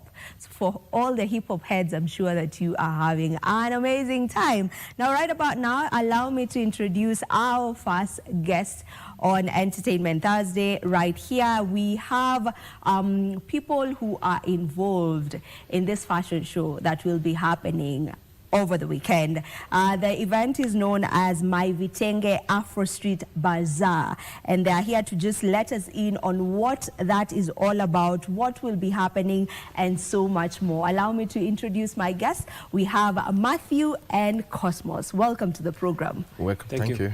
It's a pleasure to have you on board. Allow me to let you introduce yourselves better. So let's begin with you, Matthew. What do you do? Yeah. Thank you so much for having me here. My names are actually Atanda Uluwafemi Matthew. I'm a Kenyan by choice. Actually, I'm from West Africa, Nigeria. I'm a business development manager by profession. Here today, I'm here to talk about My Vitenge, which I'm one of the directors. Over the time, we look at the perception that Kenyans and East African community have about fashion. If you could check very well, you see Nigeria and West Africa, they are known to be top players when it comes to fashion and designs. So when I met my partner like a few years ago, precisely 2021, we put our minds together to say, okay, how can we change the perception of Kenyans and East Africa around fashion, around styles, because styles being confidence, all right? So that's when we began the journey, and it has grown to what we have today. And coming this Saturday, we are going to be having an event that showcase styles, that showcase fashion, especially incorporating the West African ideas, West African visions into East Africa. And from there, we take it up. Thank you so much. All right, Cosmos. Great. It's a great pleasure to be here. My name is Cosmos Egwa. I'm the General Manager for Craftery Beer Garden. So Craftery Beer Garden is located along Red Hill Road. It's a unique outlet that comprises of 3 paddle courts.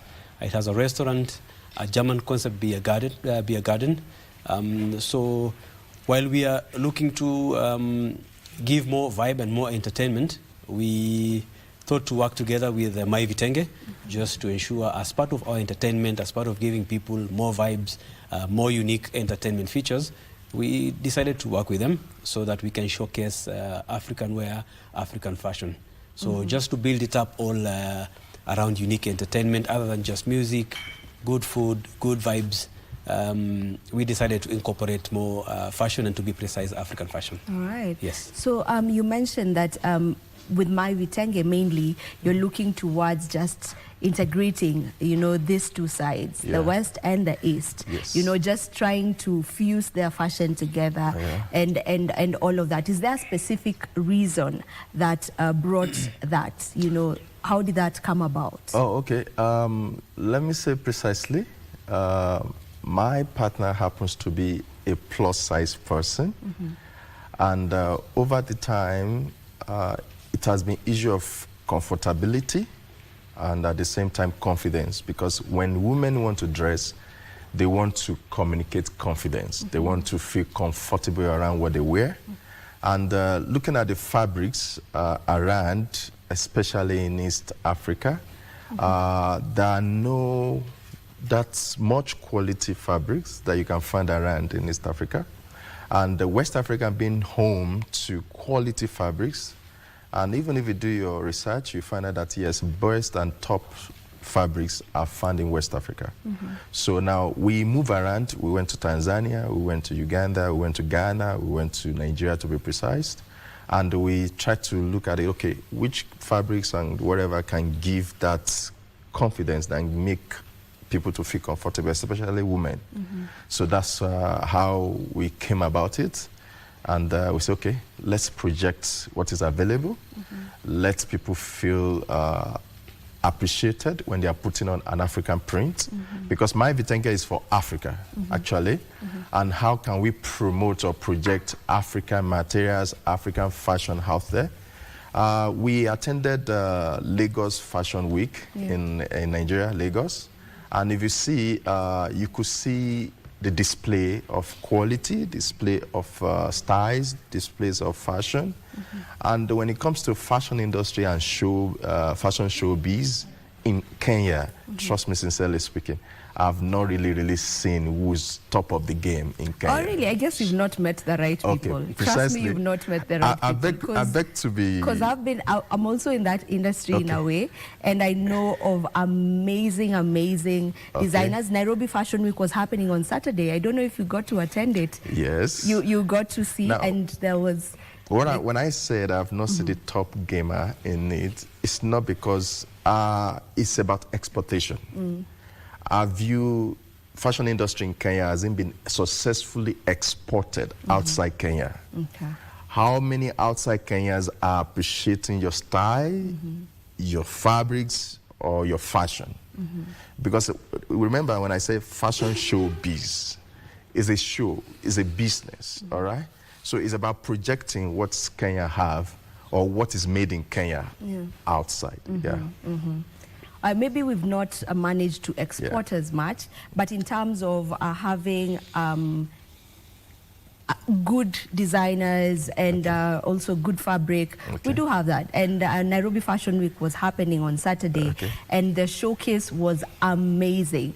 Okay, the designers were not just Kenyans, but the majority were Kenyans. There were like 6 designers from Kenyans. We had a designer from Nigeria who's a really top designer as well, and we had several designers. But it's a good thing to just see that industry becoming vibrant in Africa, Africa as a general, and that is what we are aiming for all together. And that's why it's good to see all these shows coming up, in Nairobi and across the African continent, where we have different fashion events happening, different fashion shows happening, and then you get to discover all these designers, you get to discover all these stylists, you get to see a lot, which is a beautiful thing.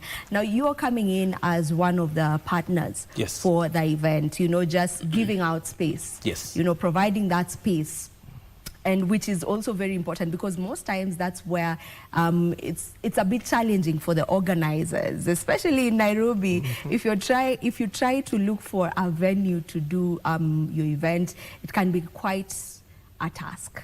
So I know you mentioned it's part of you just embracing that entertainment side at your place. Yes. But just how important is that? Is this, you know, what you're doing in that you are allowing that collaboration and that partnership? No, for us it's very important. Like I said, we are a German beer garden. We have a recreation facility where we have 3 paddle courts. We have a restaurant, we have a pizzeria. So it's a very unique family setting.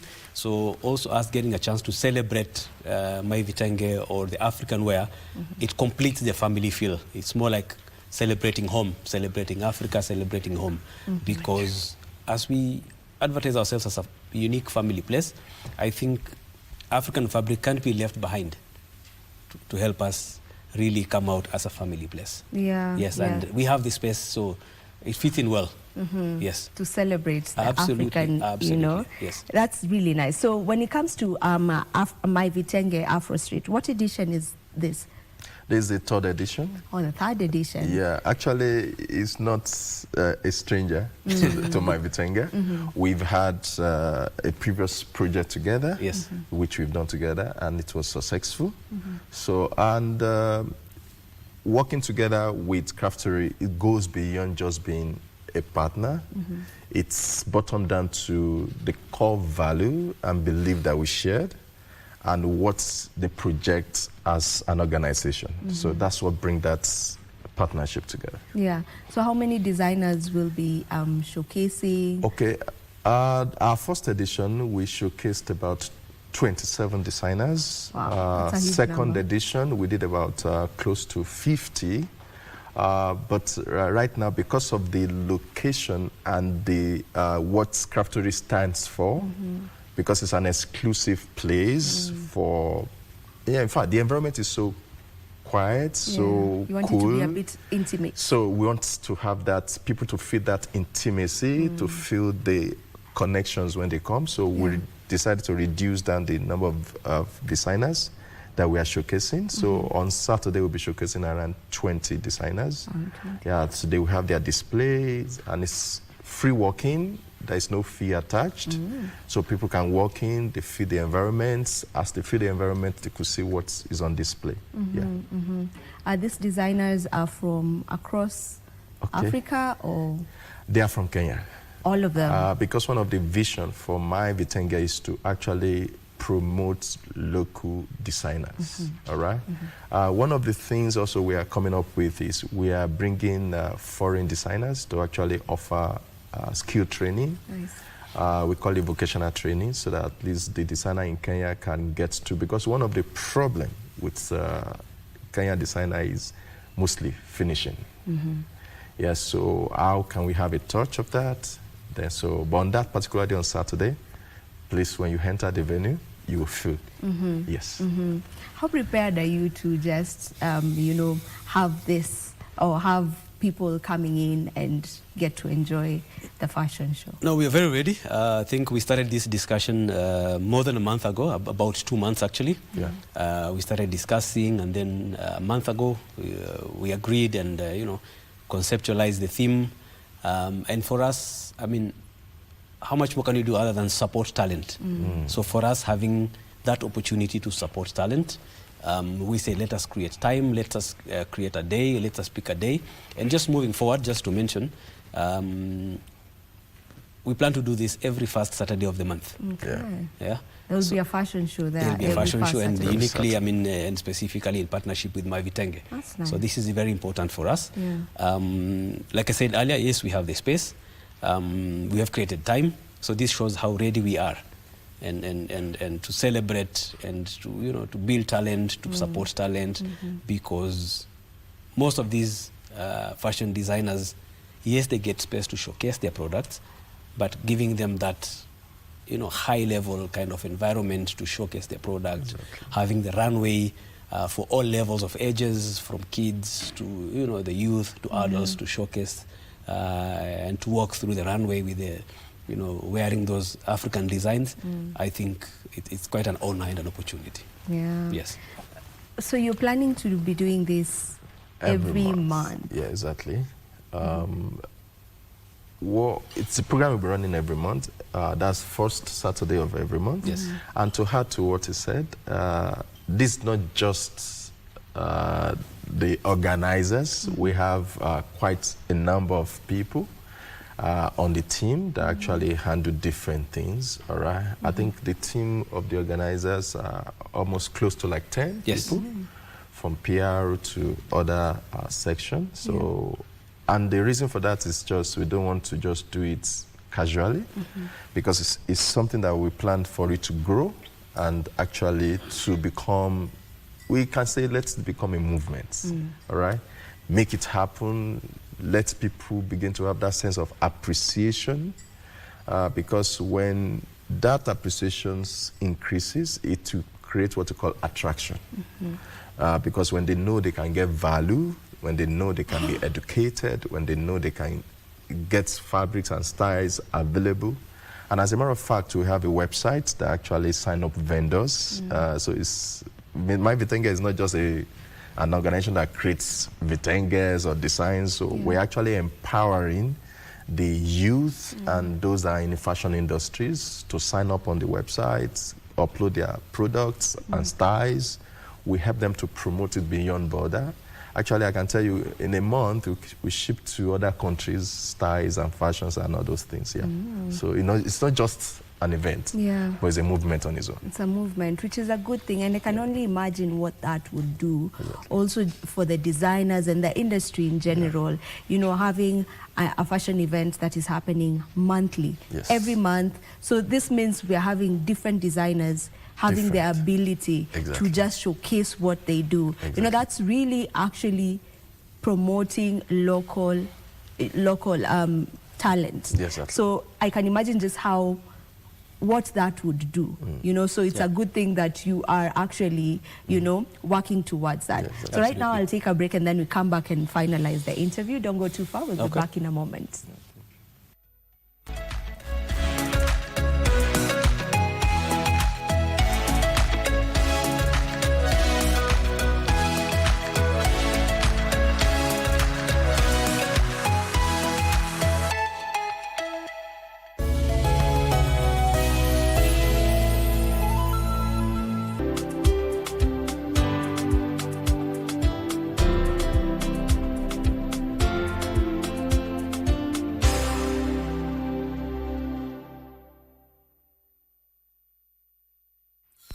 Kila Jumamosi saa 1 jioni kuna sauti mbili zinazotawala anga ya habari. Dada wawili pacha, magwiji wa ulingo wa habari. Karibu sana katika dira ya magwiji. Magwiji kwa upekee wa sauti, mtindo na maarifa. Katika enzi ya sasa iliyosheheni mabadiliko, tuko ange kukuletea taarifa, fafanuzi kutoka kila pembe ya dunia. Jamila na Wanjiru wanakupeleka kwenye safari ya taarifa, uchambuzi na uhodari wa matukio yanayotikisa dunia. Tunajizatiti kukupa taarifa sahihi na kwa wakati. Habari kwa jicho la kitaalam. Tuna hamu na hamamu katika kuuliza maswali stahiki yenye kuwajibisha. Na sauti ya uhalisia. Tupe sikio na macho kwa taarifa za kina. Dira ya magwiji, pacha wa habari. Kila Jumamosi, saa 1 jioni hapa KBC Channel 1. Amkai ya mbokialo inabidi umeibembeleza. Kama neno mob ama ukimbie, man sita ipoteza. Why do we attract the wrong people? So why are we attracted to people who hurt us? So you've grown up in a very maybe abusive environment, and now you're looking for familiarity. To a relationship in a fuck work because the both of you want it to work. They put in so much effort to get you, but when they get you, they stop. So don't get into a relationship if it is not based on Christ himself. Allow the word of God to bring light into every dark area of your life.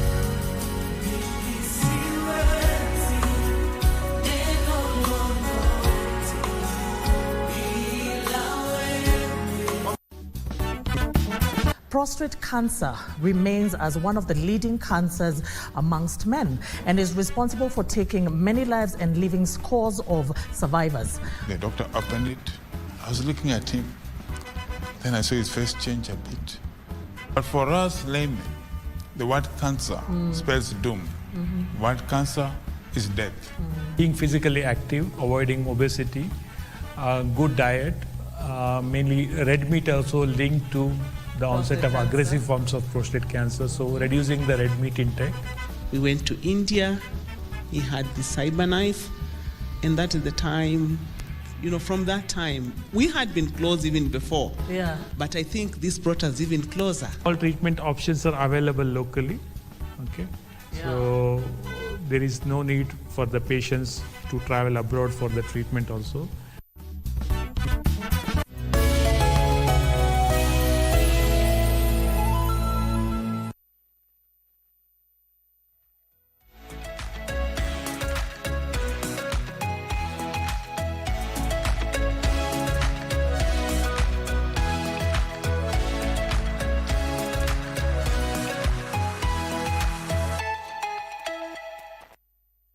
And we're back. Thank you for staying with us. We are talking about this fashion event that will be happening on Saturday. It's called My Vitenge Afro Street Bazaar. And before we took that break, we were just speaking about, how that day will be looking like. And I would love for you, because I know you'll have curated stalls. Yeah, sure. We've talked about the runway, but there'll also be curated stalls. So it's like a one-stop shop for fashion, yeah, sure, as you mentioned. So just let me in on what that looks like. Okay, actually, thank you so much again. When you walk into the venue, craftery, right from the gates, I can assure you the atmosphere will change for you. Yeah. Because it's all about promoting Africa. And coming together basically is to see how can we project what we have available in Kenya first in terms of African fashion. So we're going to have different types and different kind of fashions and design displayed at the venue. And we're going to have Kenyan designers available. So it's not just about selling the dress or the design that day, because these vendors, these designers, they are going to be available at their stand. It's about educating you first, making you feel that, okay, what is on display, of what stuff, of what quality, of what effort has been put into it. So that, yes, because we want you to appreciate it first before you can actually be convinced maybe to buy or to have the experience, all right? Then it's not just about dress.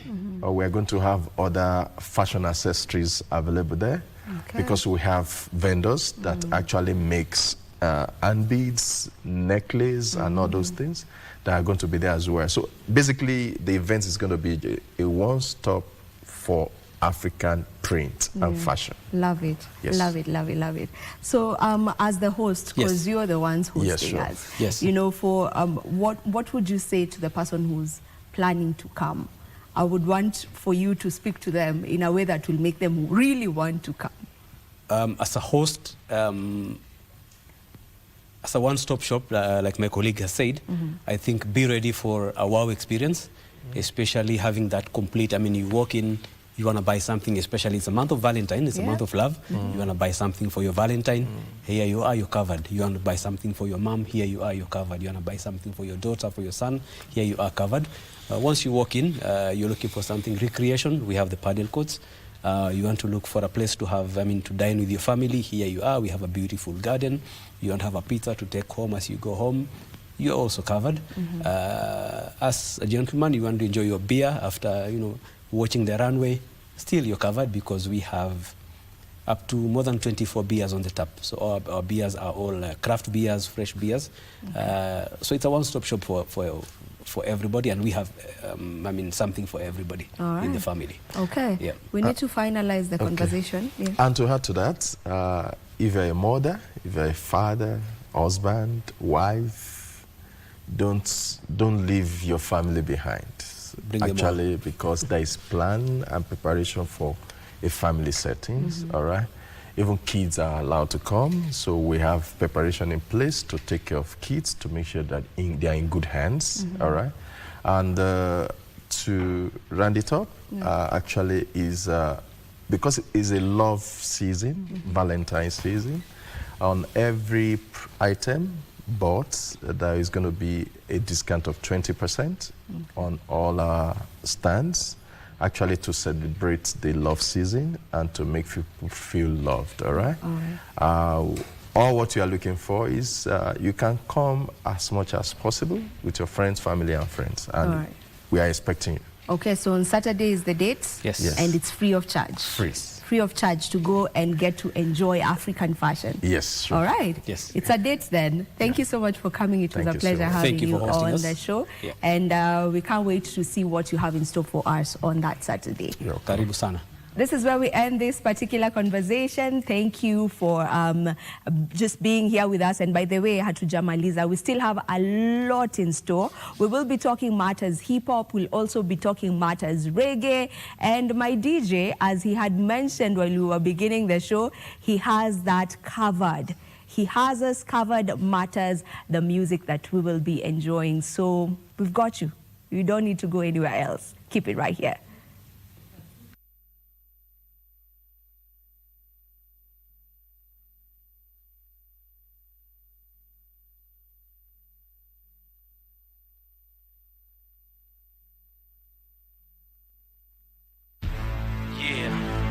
I'm still heavy up in this game. Bado na wakilisha. Yeah, come on. You heard about all eyes on me. You better act like you know. A homeboys production. Reminisce MVP REZO. Mimina wapa. Reminisce MVP REZO. Na let us show. Reminisce MVP REZO. Now a bigger, rough, rugged and raw. Reminisce MVP REZO. Now I kill it at 25PREZO. A year in the game now, nah, nimefanya big things, nimefanya mambo. 2004 I loaded my ammo. Na sasa ni wakati wa war, sio mchezo. My MCs quick, lay down on the floor. Robbie, come on, pass the hydro. Watch an impige, who you critic, rough, rugged and raw. Who you critic, Nero's. So how dare you compare Red Sun with a why should I be jealous and yet action I bring? Whenever I roll in straight up, I'm on the scene like Blau. So do you feel me now? I took you all by surprise, now you asking how? Do I do what I do when I do it? You must be blind because it's visible, I'm good at it. See,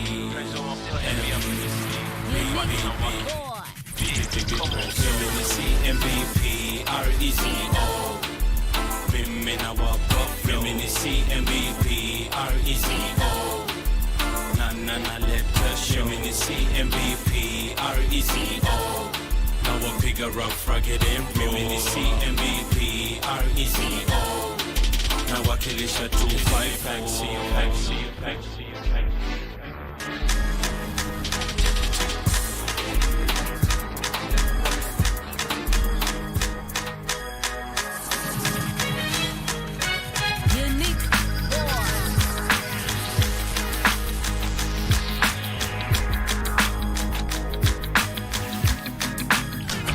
Listen carefully.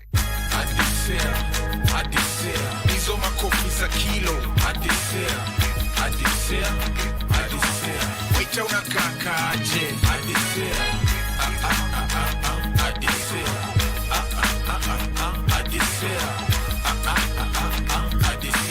Hizo makofi za kilo. Adisea. Niliwache waranai. Na Dar es Salaam mina fly over sky. Nikipewa njugu karanga na mahostess wanadai. We love your album, Kalongoni ya Mama Pima. Na hype niliacha Williams, nimejipen kanape. Na slang kababi, ata wakibayo vova. Awaenzi kapi, nasikia kuna tumbili zinacheka na Rasa National Park. Sazo magrupi wananipapasa, wakinipikia lunch kabla sijatoa ngoma. Madija wanaipea promo, wasani wa slim wanafura, utedhani ni wanono. Wananimwagia chumbi, ndio ni slow kako no kono. Mini sunguch, minta mixed steps nono bado mi mtight ka budget ya msee amesota na dunda ka coin ya msee mfuko yake imetoboka Wonderboy Mjanjays paraphernalia hizo keyboard tamu lakini kanyeria adisea hizo makofi za kilo adisea waita unakakaje adisea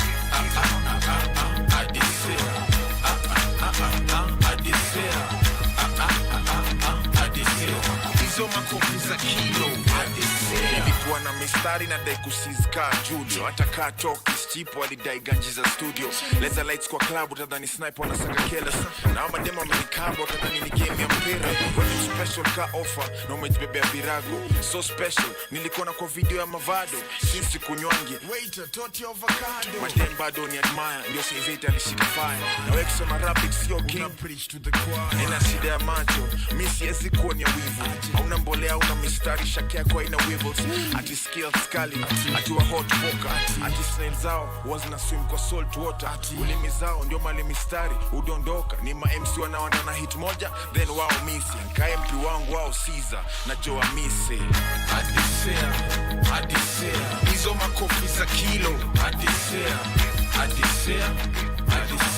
waita unakakaje adisea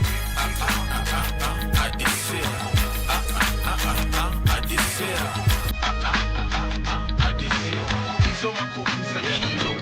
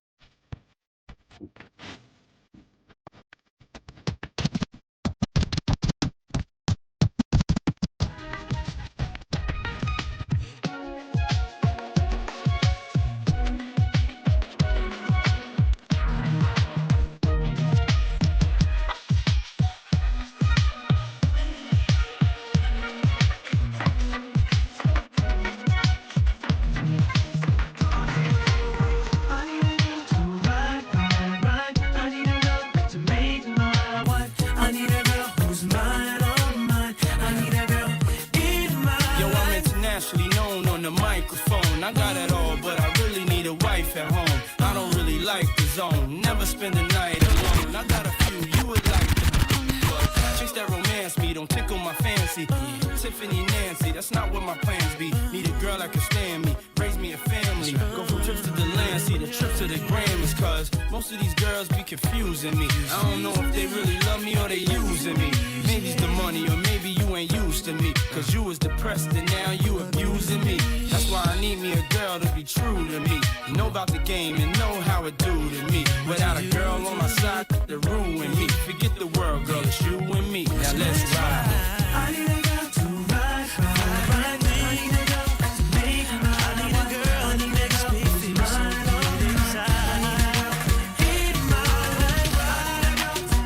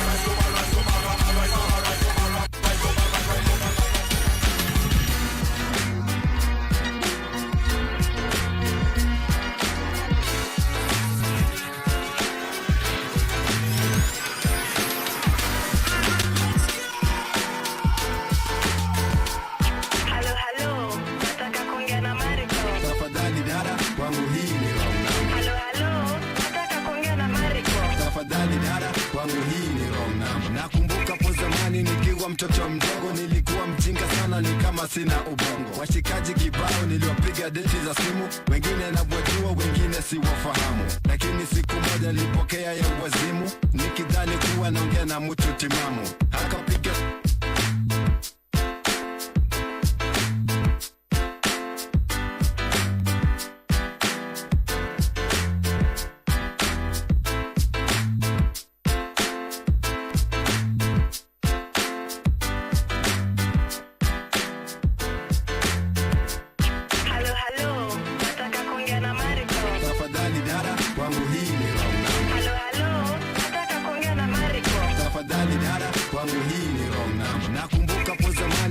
mtoto mdogo nilikuwa mjinga sana ni kama sina ubongo. Washikaji kibao niliwapiga deti za simu, wengine nabwajua wengine siwafahamu. Lakini siku moja nilipokea ya wazimu, nikidhani kuwa naongea na mtu timamu. Akapiga simu, nataka kuongea na Mariko.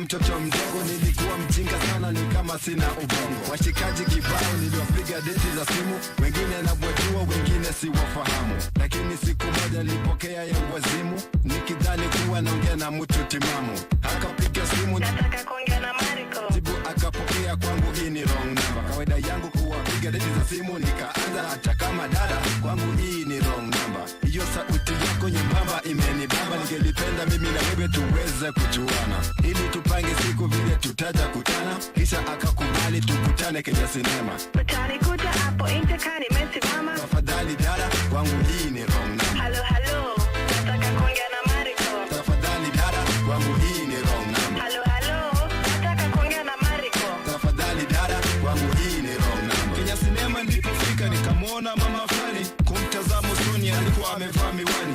Akaja kuniuliza, kijana wa mongoja nani? Nami nikamjibu na mongoja hani fulani. Kimavazi ni kama wewe lakini nadhani ni mwembamba. Alikuwa piga simu na ikawa ni wrong number. Basi wewe nani? Jina langu Mr. Filter. Ni mimi umenipata. Ndani si wewe dada. Kama wanikataa basi wacha nipige simu. Tuone mimi na wewe nani ndiye wazimu. Halo halo, nataka kuongea na Filter. Ni kweli dada, naona si wrong number. Lakini nimepokea simu kadhaa mara 7. Si eti mimi najaribu kukukana. Waweza ongea kwa biti simu kumbe ni baba. Deti za simu sa Mr. Filter nina kataa. Halo halo, nataka kuongea na Mariko. Tafadhali dada, kwangu hii ni wrong number. Halo halo, nataka kuongea na Mariko. Tafadhali dada, kwangu hii ni wrong number. Kutokea kwenye sinema ilikuwa kweli adhabu, kama Dr. Mark kumpata asiye timamu. Usiwe mfanyikazi unataka kuwa boss, mpende sugar, mpende sugar, mpende sugar.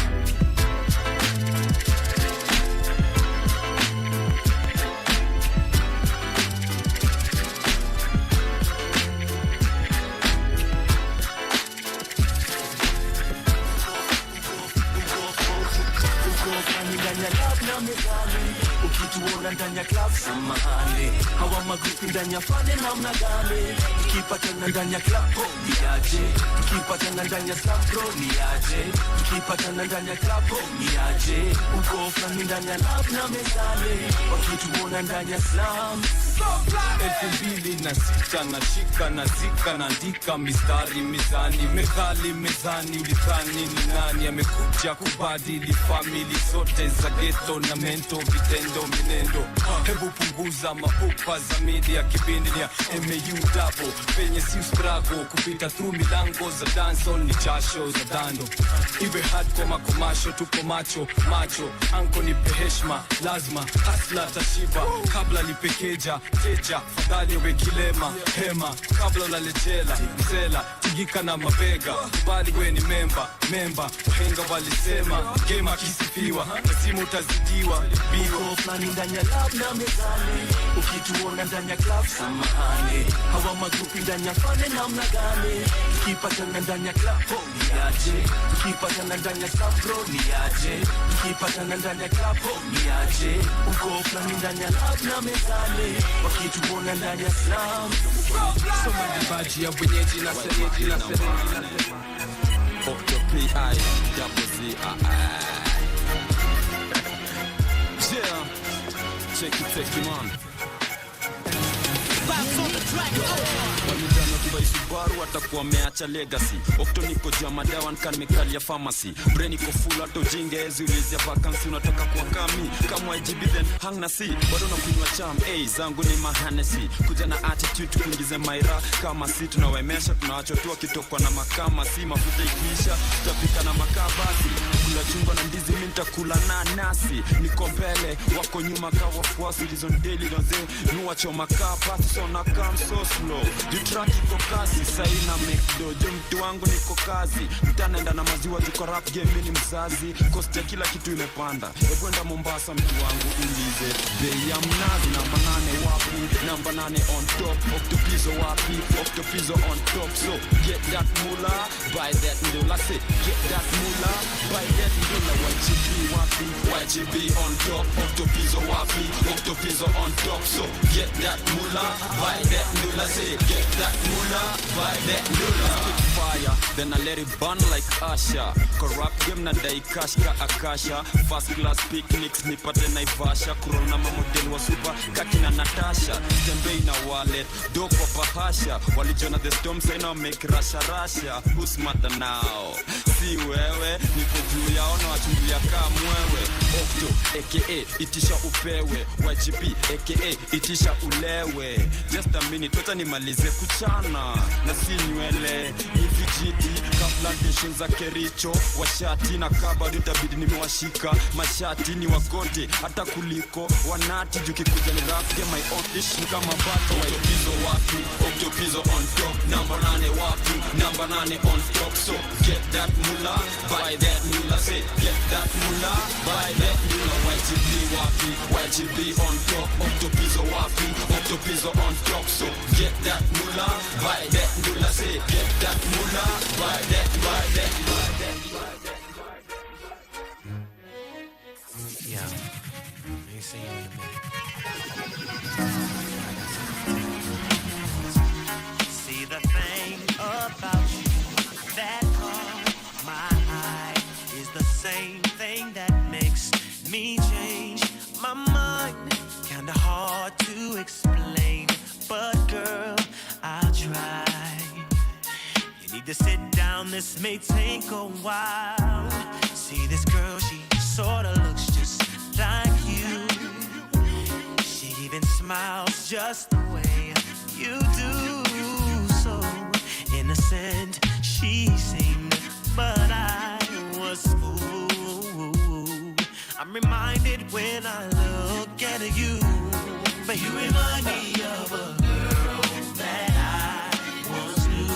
See your face whenever I look at you. Won't believe it, baby. She put me through. No. This is why I just can't get it with you. Thought that she was the one.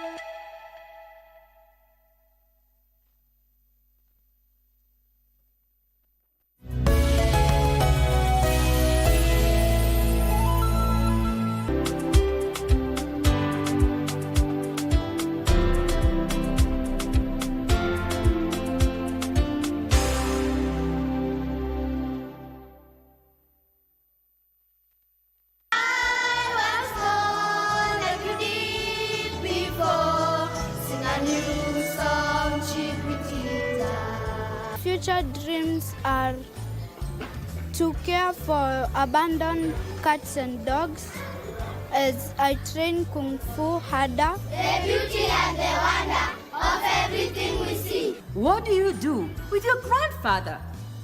Well, Today's book is all about grandfathers. Yes, all about granddads. Today I'll be making for you chicken wraps.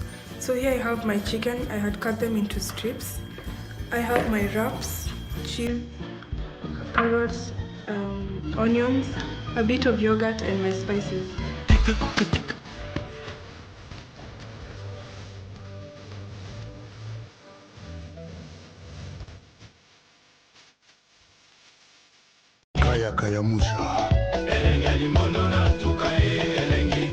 It is always a good time on Bridge over Congo.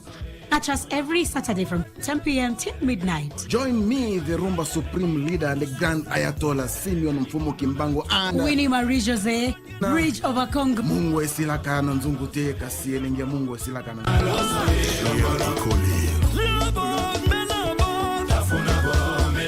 Chumvi huyeyuka chunguni, lakini ladha yake hubakia.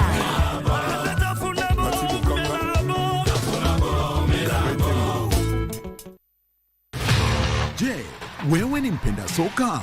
Na je, wajua kuwa KBC mwenzio wako wa dhati michezoni anakujali? Ndio maana KBC Channel 1 hukuletea taarifa na uchambuzi wa soka. CAF ndio wamechukua usukani humu nchini, barani Afrika na ugaibuni, ikiwemo EPL, Serie A, Bundesliga na ligi zingine. Mashabiki pia hutuzwa kwa kujibu maswali kuhusiana na soka. Swali letu la leo. Haya yote ni kwenye kipindi cha Dunda Dunda kwenye KBC Channel 1 kila Ijumaa kuanzia saa 5 asubuhi hadi saa 6:30 mchana. Nawahimiza Wakenya waendelee watch Dunda Dunda show. KBC, mwenzio wa dhati michezoni.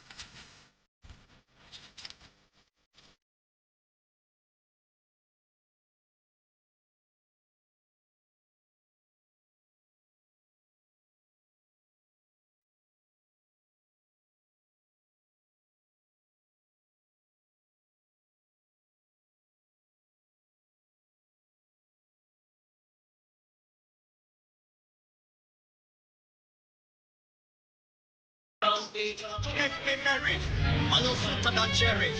Alright girl, enjoy this now. Now me cause una ni jam, me finally get go water for long. Una ni jam, cause you're the fairest of them all. Una ni jam, make it go check you na ni turn on. Una ni jam, that's when I sing your kind of song. Una ni jam, me finally get go water for long. Una ni jam, cause you're the fairest of them all. Una ni jam, girl, you don't know so that to make me merry, a little sweeter than cherry. Alright girl, King George's now.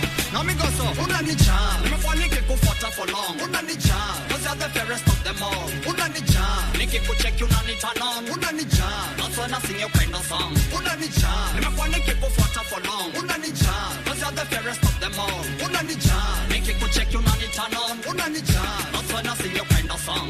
Ukipita mi huchungulia kwa dirisha, na wacha kazi yangu juna nichanganisha. Maboys vichwa zao nazigonganisha, hata mademu wengine unawababaisha. Usiku kwa mlango wako minabisha, fungua nimefukuza na madogi harakisha, na kuinvite kuja tuende picnic ule fisha. Mans Kampala fuo nitakurudisha, umekubali basi tutani hapo nje chat baada ya misa. Usijali utakuwa tumerudi by saa 9. Mabete skizeni leo nimempata Lisa, na kweli leo ni leo kabisa. Unani jam, nimekuwa nikikufuata for long. Unani jam, cause you're the fairest of them all. Unani jam, nikikucheck unani turn on. Unani jam, that's when I sing your kind of song. Unani jam, nimekuwa nikikufuata for long. Unani jam, cause you're the fairest of them all. Unani jam, nikikucheck unani turn on. Unani jam, that's when I sing your kind of song.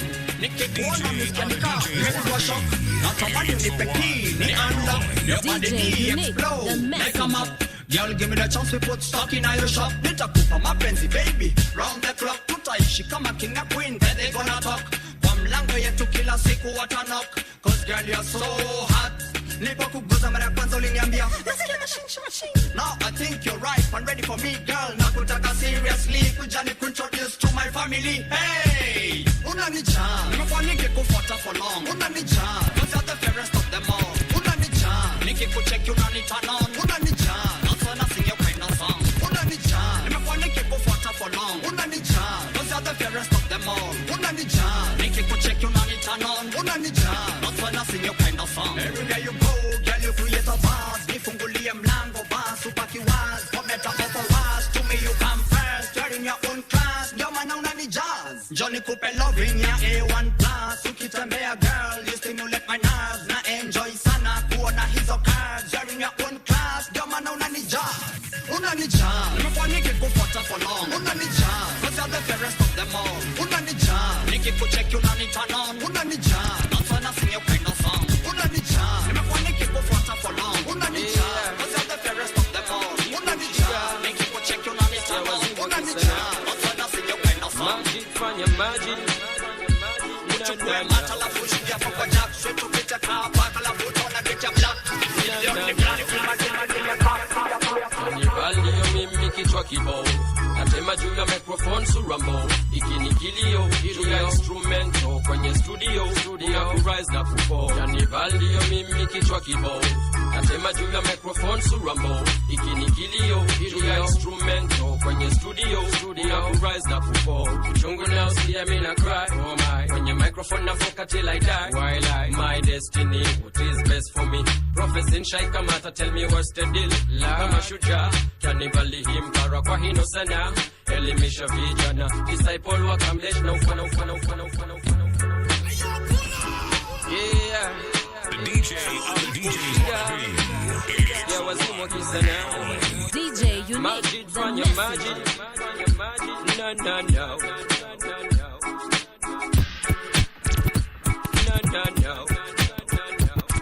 Kanivalio mimi kichwa kibao, natema juu ya microphone surambo.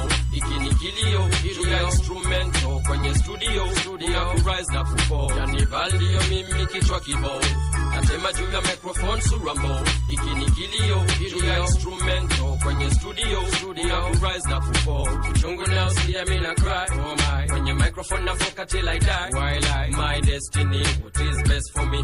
Prophecy in Shai Kamata, tell me what's the deal. Kama shujaa, kanibali himkara kwa hino sana.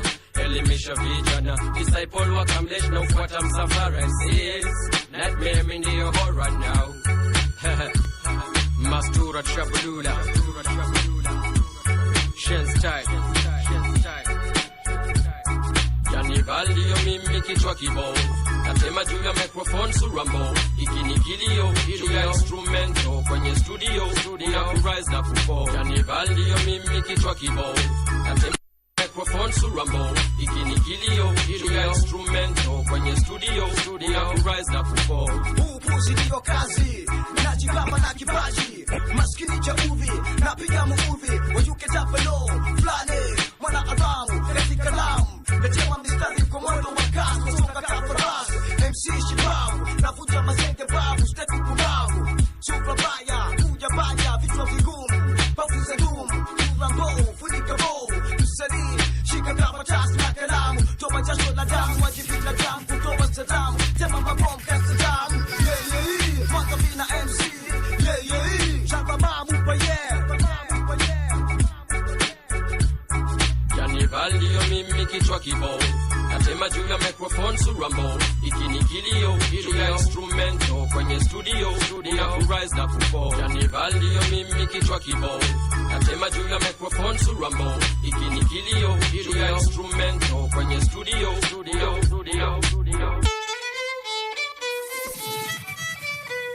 The DJ other DJs wanna be. It's the one and only DJ Unique, the messenger.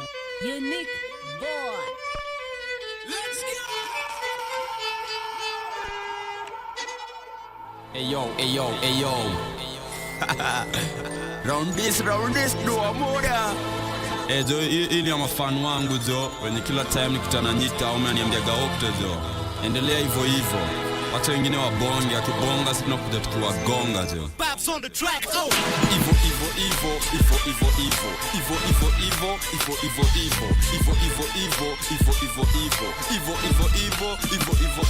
Ivo ndo music ka Lucifer na kona dai wendo ishi na fojue man. Lucifer ndio nitakupeleka nikutupe nikuache ukitupa Kenya mnadai gideli kwa hii industry ndo mimi hapa. Karia zao fupi kuliko Benjamin Mkapa. Nilisha hapa tangu enzi za busy kwenda zilikuwa hapa. Wamesota wezi afford cost ya anything mazee kutoka mtu hapa so back to back ka wafungwa na machaina head to head ka Obama na McCain face to face kama Abel na Kenama one on one kama Undertaker na Kenya ni back to back mtu wangu kama ping pong in short sana mtu wangu wezi sing along number 8 baby leto jinga tukufanye maiti kama King Kong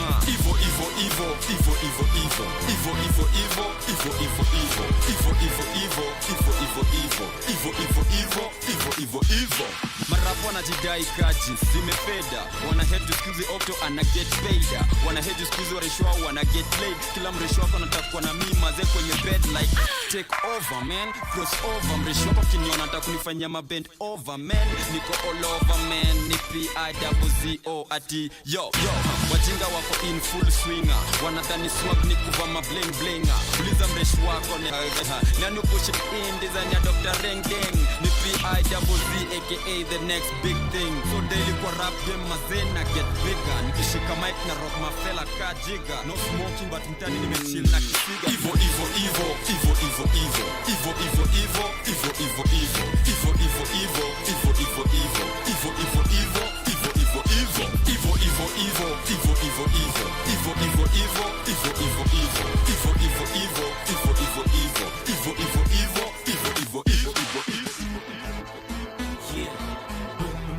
Big Jack Clip Mode. Yeah. 2004. Prezzo. Okay, let's go. My fans me now up in the wall. My haters come amnipendi. Kuleni sembe meza wembe na wapa life kama Saida Karole. Na wenye wivu wachinyonge. My fans me now up in the wall. My fans me na wapenda wote na ma autograph mtasign siku zote na washukuru walioni hold down na kwa hii rap game sitawa let down I promise me na wapa promise too album yangu itakuwa hits tupu so you better act like you know wakiuliza nana na roga sema Prezzo oh really though once again here we go it's the Jackson knocking on you yeah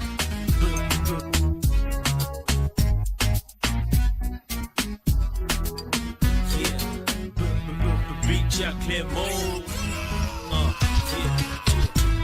2004. DJs wanna be. Okay, let's go. My fans me now up in the wall. my haters kama mnipendi. Kuleni sembe, meza wembe na wapa life kama Saida Karole. Na wenye wivu wajinyonge, my fans mi na wapenda wo.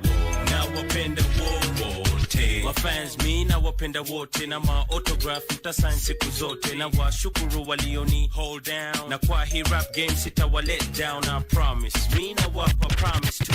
Album yangu itakuwa hits tupu. So you better act like you know. Wakiuliza nana na roga sema prezo. Oh really though, once again here we go. It's the Jackson knocking on your door. Na wapa vitu haters, na wapa mambo. Na wapa vidonge wakitema shauri yao. Mina count blessings zangu Joe. Na mpende msipende ndivyo ilivyo. On my two still moving on strong. Waliodhani sita make it, damn you're dead wrong. Na kama uko down basi sing my song. Kama kufloss is wrong, I can't be right. Na kama uko down basi sing along. Kama kufloss is wrong, mazee I can't be right. My fans mi na wapenda wo. Na wapenda wote. My haters kama mnipendi. Kuleni sembe, meza wembe na wapa life kama Saida Karole. Na wenye wivu wajinyonge, my fans mi na wapenda wo.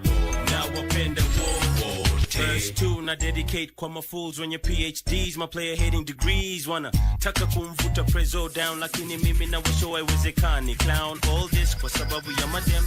Wao wanasema na wa drive insane kwenye membrane. And I'm like sure you're right. And if you're down with CMB for sure we'll be tight. And if you're not down basi take a hike. Cause I got my fans and with that I'm alright. So si wahitaji nyie wala hamni baba ishi nyie. Nazidi kuzipokea tele baraka zangu nikisonga mbele. Critics si wahitaji nyie wala hamni baba ishi nyie. Nazidi kuzipokea tele baraka zangu nikisonga mbele. Haya twende everyday napokea baraka zangu nikisonga mbele. Haya twende kila siku napokea baraka zangu nikisonga mbele. My fans, my fans mi na wapenda wo. Na wapenda wote. My haters kama mnipendi. Kuleni sembe, meza wembe na wapa life kama Saida Karole. Na wenye wivu wajinyonge, my fans mi na wapenda wo. Na wapenda wo. Sasa thanks to my fans nimekuwa superstar. Thanks to the radio presenters. The DJ other DJs wanna be. It's the one and only DJ Unique, the messenger. Yo, they wanna know who's that girl. Come on. Who's that girl? Come on. Who's that girl? What's my name, yo? What's my name, yo? Who's that girl? Come on. Can I turn you on by my word spell? Look into my eyes, think I want you, can't tell. Me, I keep it sexy, daddy, so I can't fail. Keep it gangster for the cowards, so I give them hell. Call me misfit, lips for the gang of trash. Riskless now, cause I make a gang of cash. Like glam, still street with the do-rag. Slang, spit, gang, change speech, how they do that? Watch they mouths drop, watch the crowds pop up and act out. Brawls with the screw face, smash on and knock out. Ain't chain, can't run me, I run the game. If I gotta keep it gritty, so be it. I'm supposed to change like simple. Dizzy brawls ain't messing with my mental. Natural born hustling shit, check what I've been through. Got mine, took it from you, and now you slot mine. Exact to my own shit, dog, I'm on the .com. Who's that girl?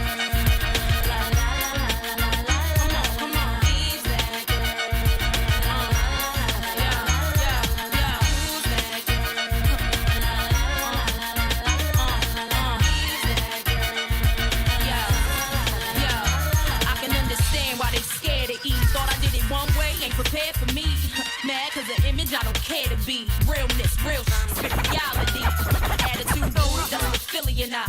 Need me in the game, I'm the thrill in your life. Breath of fresh air, little boys hang me on they wall, grow them chest hair. While you listen to other cats, you got the best head. Come on, try your luck, shorty. I got the rest scared, bet you anything, you ain't ready and you get left there. Ain't known for frontin' vouch for my behavior. Same way they get down, I get down for this paper. 16, me from my pen, so you can test. I still need to know who I am, then cop the record. Take it like a class on me, you learn the lesson. Bottom line, my word, my way, and you question who's that girl?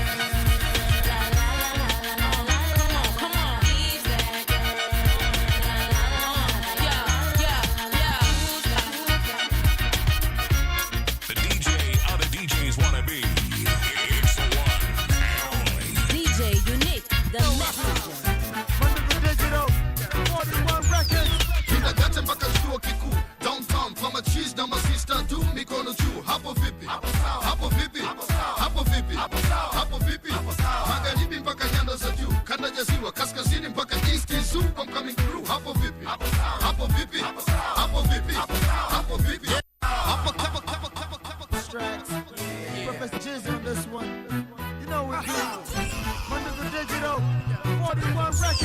Kindagate mpaka chuo kikuu downtown kwa machizi na masista tu mikono juu. Hapo vipi? Hapo vipi?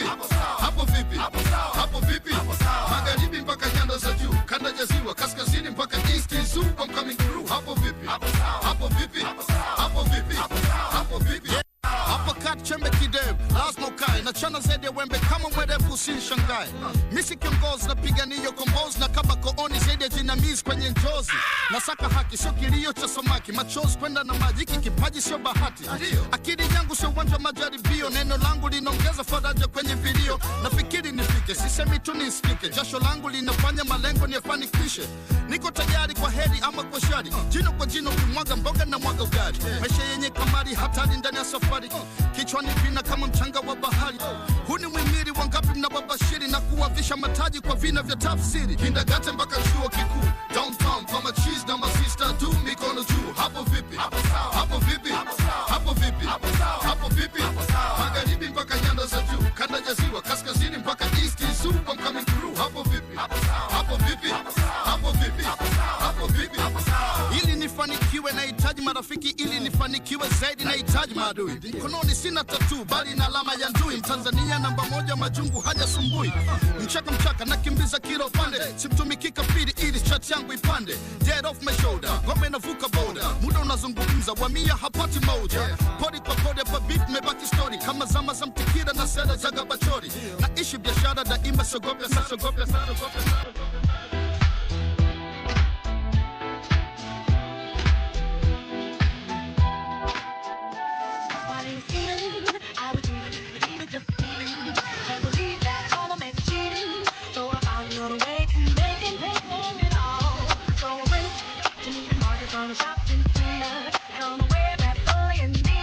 And as the cash box rang, I thought everything away.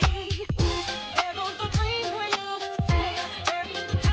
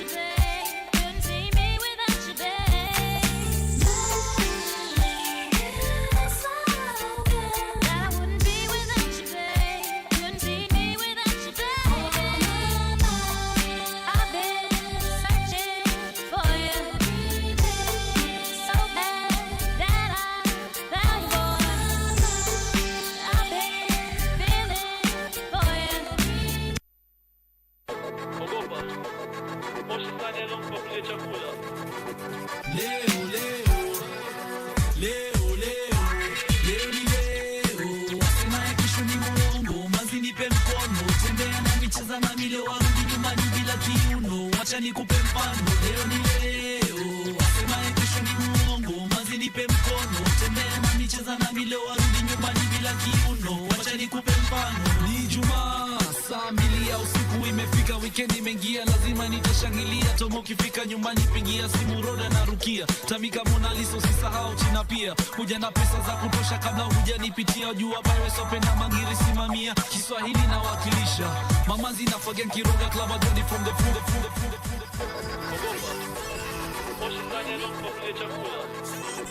Leo ni leo, asemaye kesho ni muongo, mazi nipe mkono, tembea na micheza na milo, warudi nyumbani bila kiuno, wacha nikupe mfano. Leo ni leo, asemaye kesho ni muongo, mazi nipe mkono, tembea na micheza na milo, warudi nyumbani bila kiuno, wacha nikupe mfano. Ni Ijumaa, saa 2 ya usiku imefika, weekend imeingia, lazima nitashangilia, tomo kifika nyumbani pigia simu Roda na Rukia, Tamika Mona Lisa usisahau China pia, kuja na pesa za kutosha kabla hujanipitia, jua Paris Open na Mangiri simamia, Kiswahili na wakilisha, mamazi na Fagen Kiroga Club Adoni from the front to the rear, bringing down the house no matter how strong the pillar, kwa sababu leo ni leo, asemaye kesho ni muongo, mazi nipe mkono, tembea na micheza na milo, warudi nyumbani bila kiuno, wacha nikupe mfano. Leo ni leo, asemaye kesho ni muongo, mazi nipe mkono, tembea na micheza na milo, warudi nyumbani bila kiuno, wacha nikupe mfano. Natoka ndani ya nyumba nikimeremeta kama nyota, unaweza kwa kipofu usiangalie bota, kutoka juu mpaka chini nimevaa heel, figa marashi ya polo, kwa hivyo vizuri nanukia. Gari ni 504, tomana mtontonto, fungua dirisha jo, kuna jontonto, mpaka wapi leo bro, baitali ya kengele somalizia kanivo, masa nimekuja kupati fungua mlango jo, leo ni leo, asemaye kesho ni mongo, acha kuongea mob, nipe chupa 2 za tembo, nionyeshe upendo wea.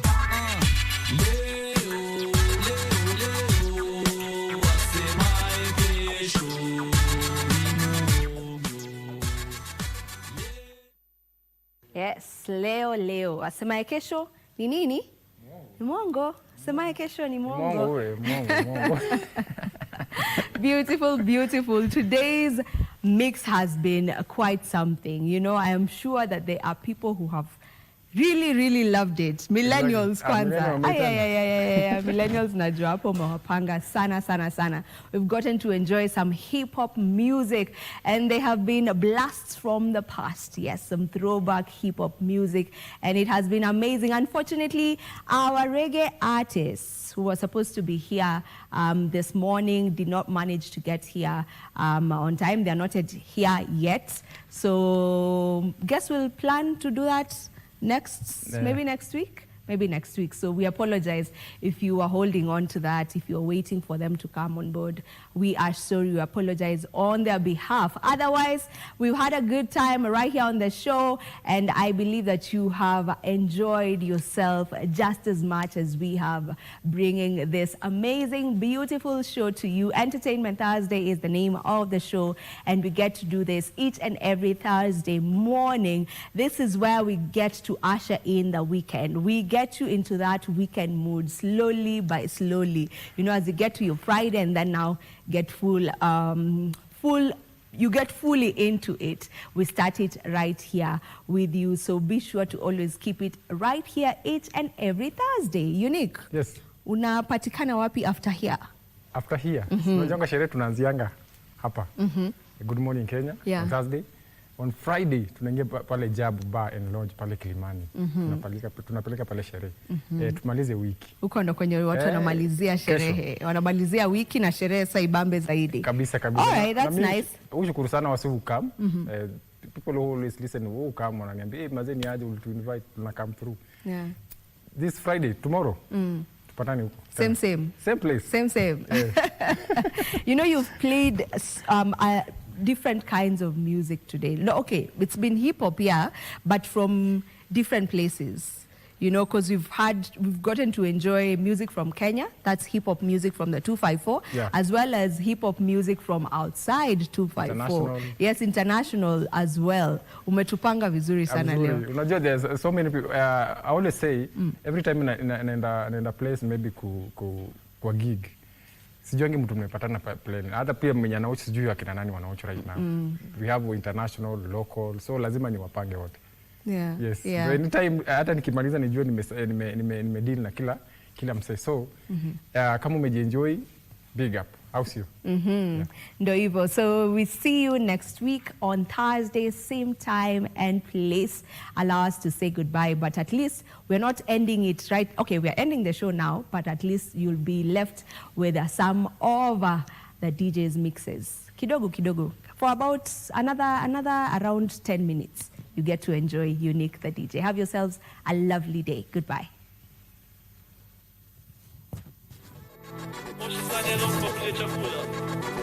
Leo, leo, leo, leo, leo ni leo. Wasemaye kesho ni muongo, mazi nipe mkono. Tembea na micheza na mile warudi nyumbani bila kiuno. Wacha nikupe mfano, leo ni leo.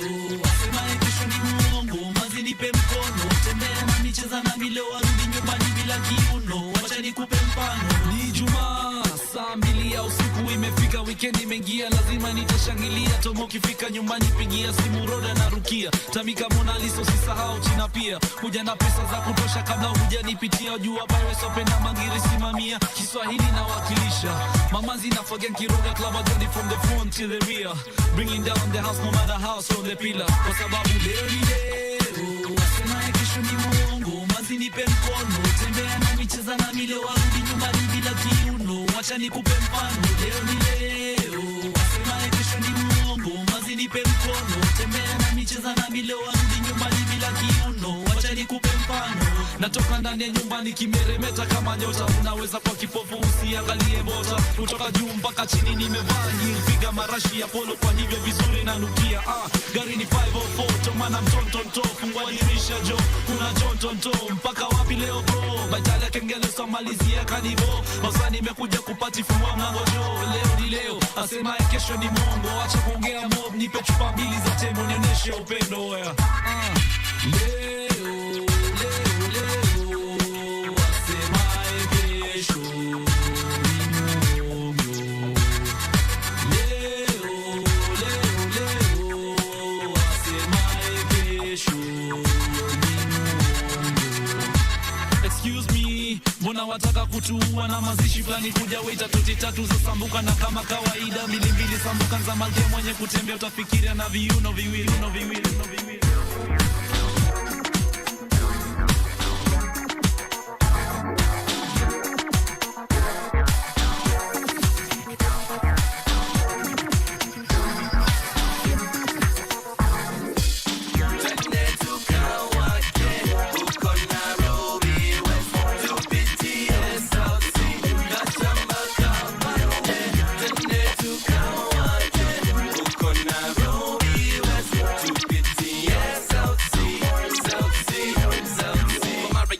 Skizeni kwa makini, prime time yangu kafika. Prima rotini, weighing the odds. It's better to be out with your boys, making some trolls so pretty you mistaken for toys.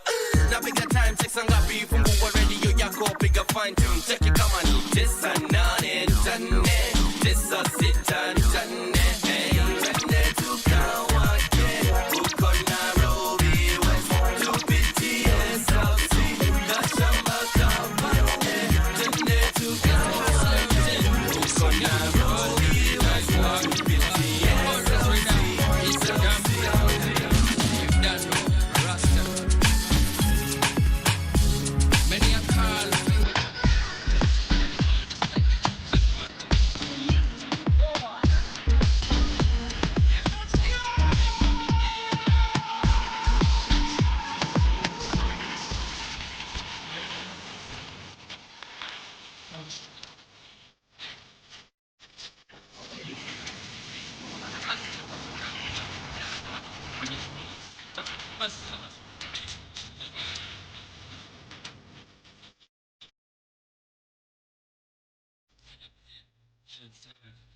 Unique.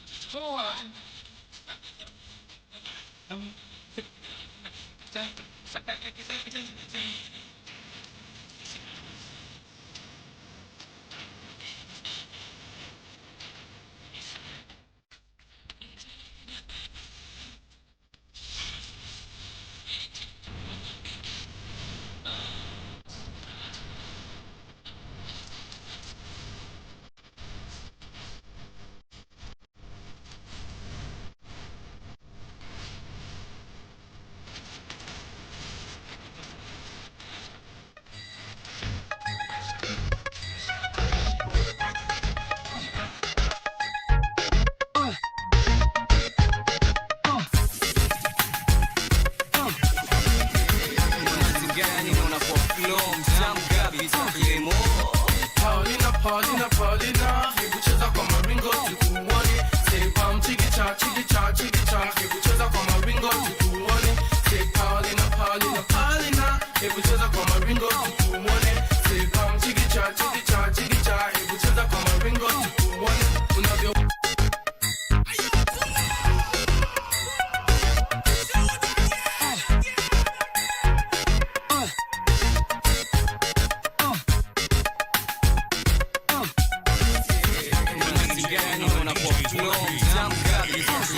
Paulina, Paulina, Paulina, hebu cheza kwa maringo tukuone. Say pam chikicha, chikicha, chikicha, hebu cheza kwa maringo tukuone. Say Paulina, Paulina, Paulina, hebu cheza kwa maringo tukuone.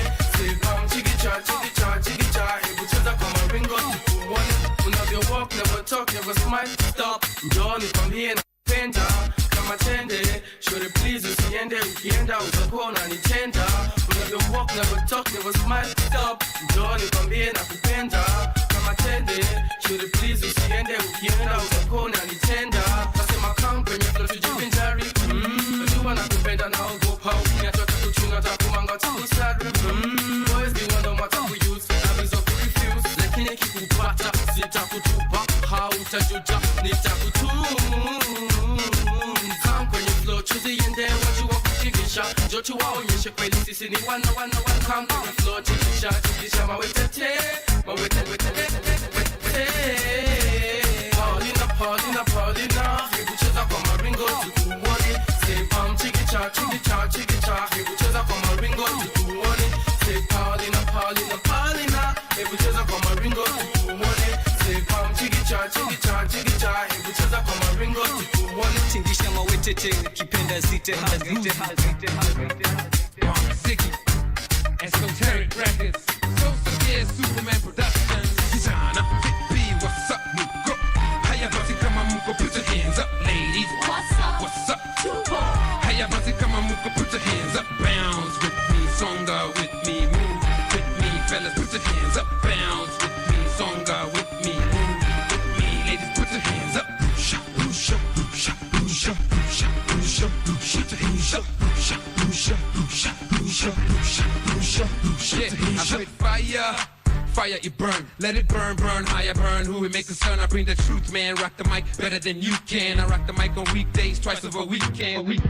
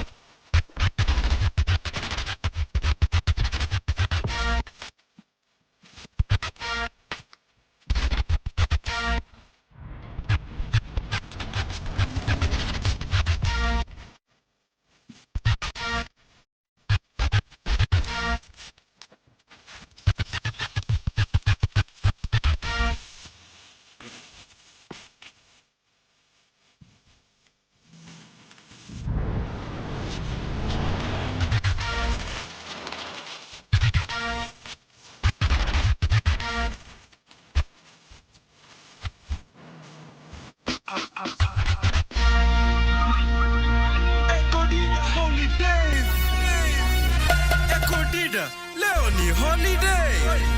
I've got your ass in a reason. Niko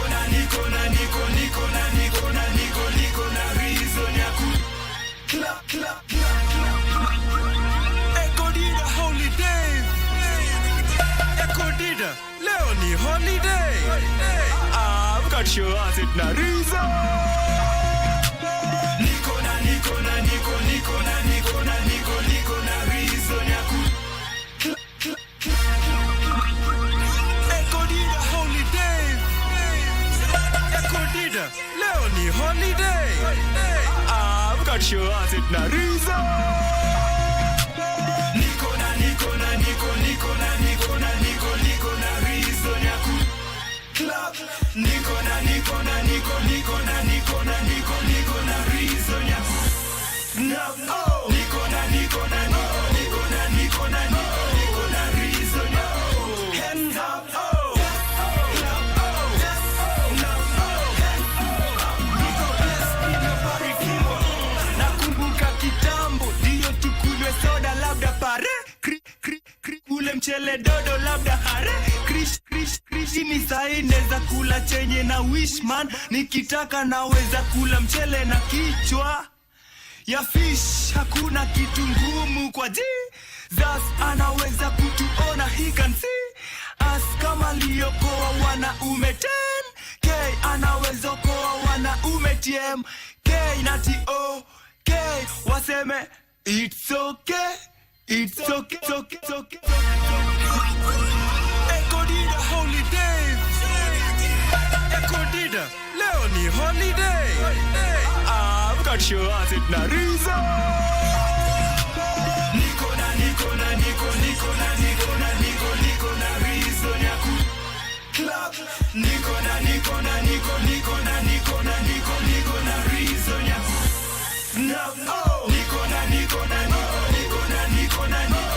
na reason ya hands up. Oh, clap. Oh, snap. Nakumbuka kitambo ndio tukunywe soda labda pare Christmas, tukule mchele dodo labda hare Krishna, lakini sahi neza kula chenye na wishman nikitaka naweza kula mchele na kichwa ya fish. Hakuna kitu ngumu kwa Jesus, anaweza kutuona, he can see us. Kama liokoa wanaume 10K, anaweza koa wanaume TMK na TOK. Waseme it's okay, it's okay. Devil nitoke, anaweza koa hata mwana fe awe mtoto wetu o mwana we fue in Christ. Ambie devo bado nipo kwanza, sioi before nibadilishe people Mwanza. Niko na reason ya ku clap. Niko na reason ya snap. Oh, Niko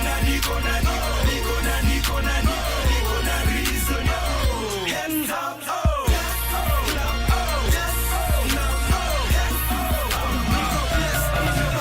skiza flow mbichi ya punchline na pose, so soothing neza fanya mtoto adoze. Ni HD na Echo D da tuna star ga tukistar. Niko na reason ya kusmile ka wako. I woke up na meno bado ziko. Niko na reason ya kubounce na swagger. Ziki come zimekam, I guess I wezi feature. I chose hip-hop, they said I was crazy. Now they singing my songs like karaoke. Nilijua kuna God wa ajabu. Underdogs wanna shine ka ababu. Na mwamba ameshuka, nimebarikiwa, nimeonekaniwa. Africa stand up, rise and shine. This is 2009. Niko na reason ya ku clap. Niko na reason ya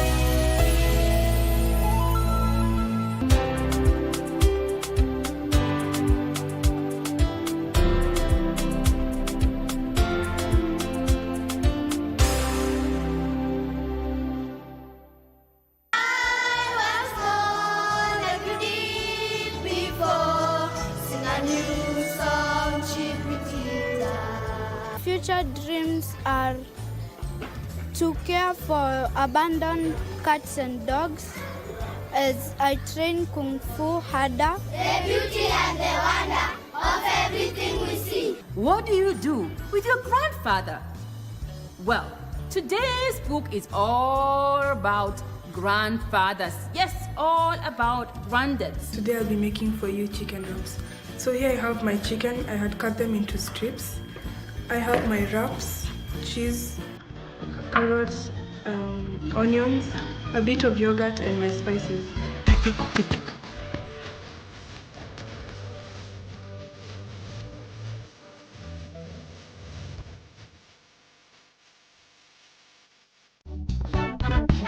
Prostate cancer remains as one of the leading cancers amongst men and is responsible for taking many lives and leaving scores of survivors. The doctor opened it.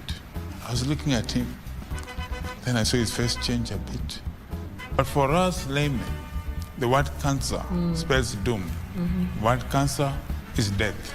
Being physically active, avoiding obesity, good diet, mainly red meat also linked to the onset of aggressive forms of prostate cancer, so reducing the red meat intake. We went to India, he had the cyber knife, and that is the time, from that time, we had been close even before. Yeah. But I think this brought us even closer. All treatment options are available locally, okay? Yeah. So there is no need for the patients to travel abroad for the treatment also. Are you a talented artist? Or are you passionate about a topic you want to discuss? But money can be very hard to find for an upcoming artist. Don't worry, Studio Mashinani has got your back. Sign up on ajira.co.ke to book a session with our music and video producers across the country. Work on your music, jingles, spoken words, and even podcasts to realize your dream. All for free. Studio Mashinani, Radani Talent.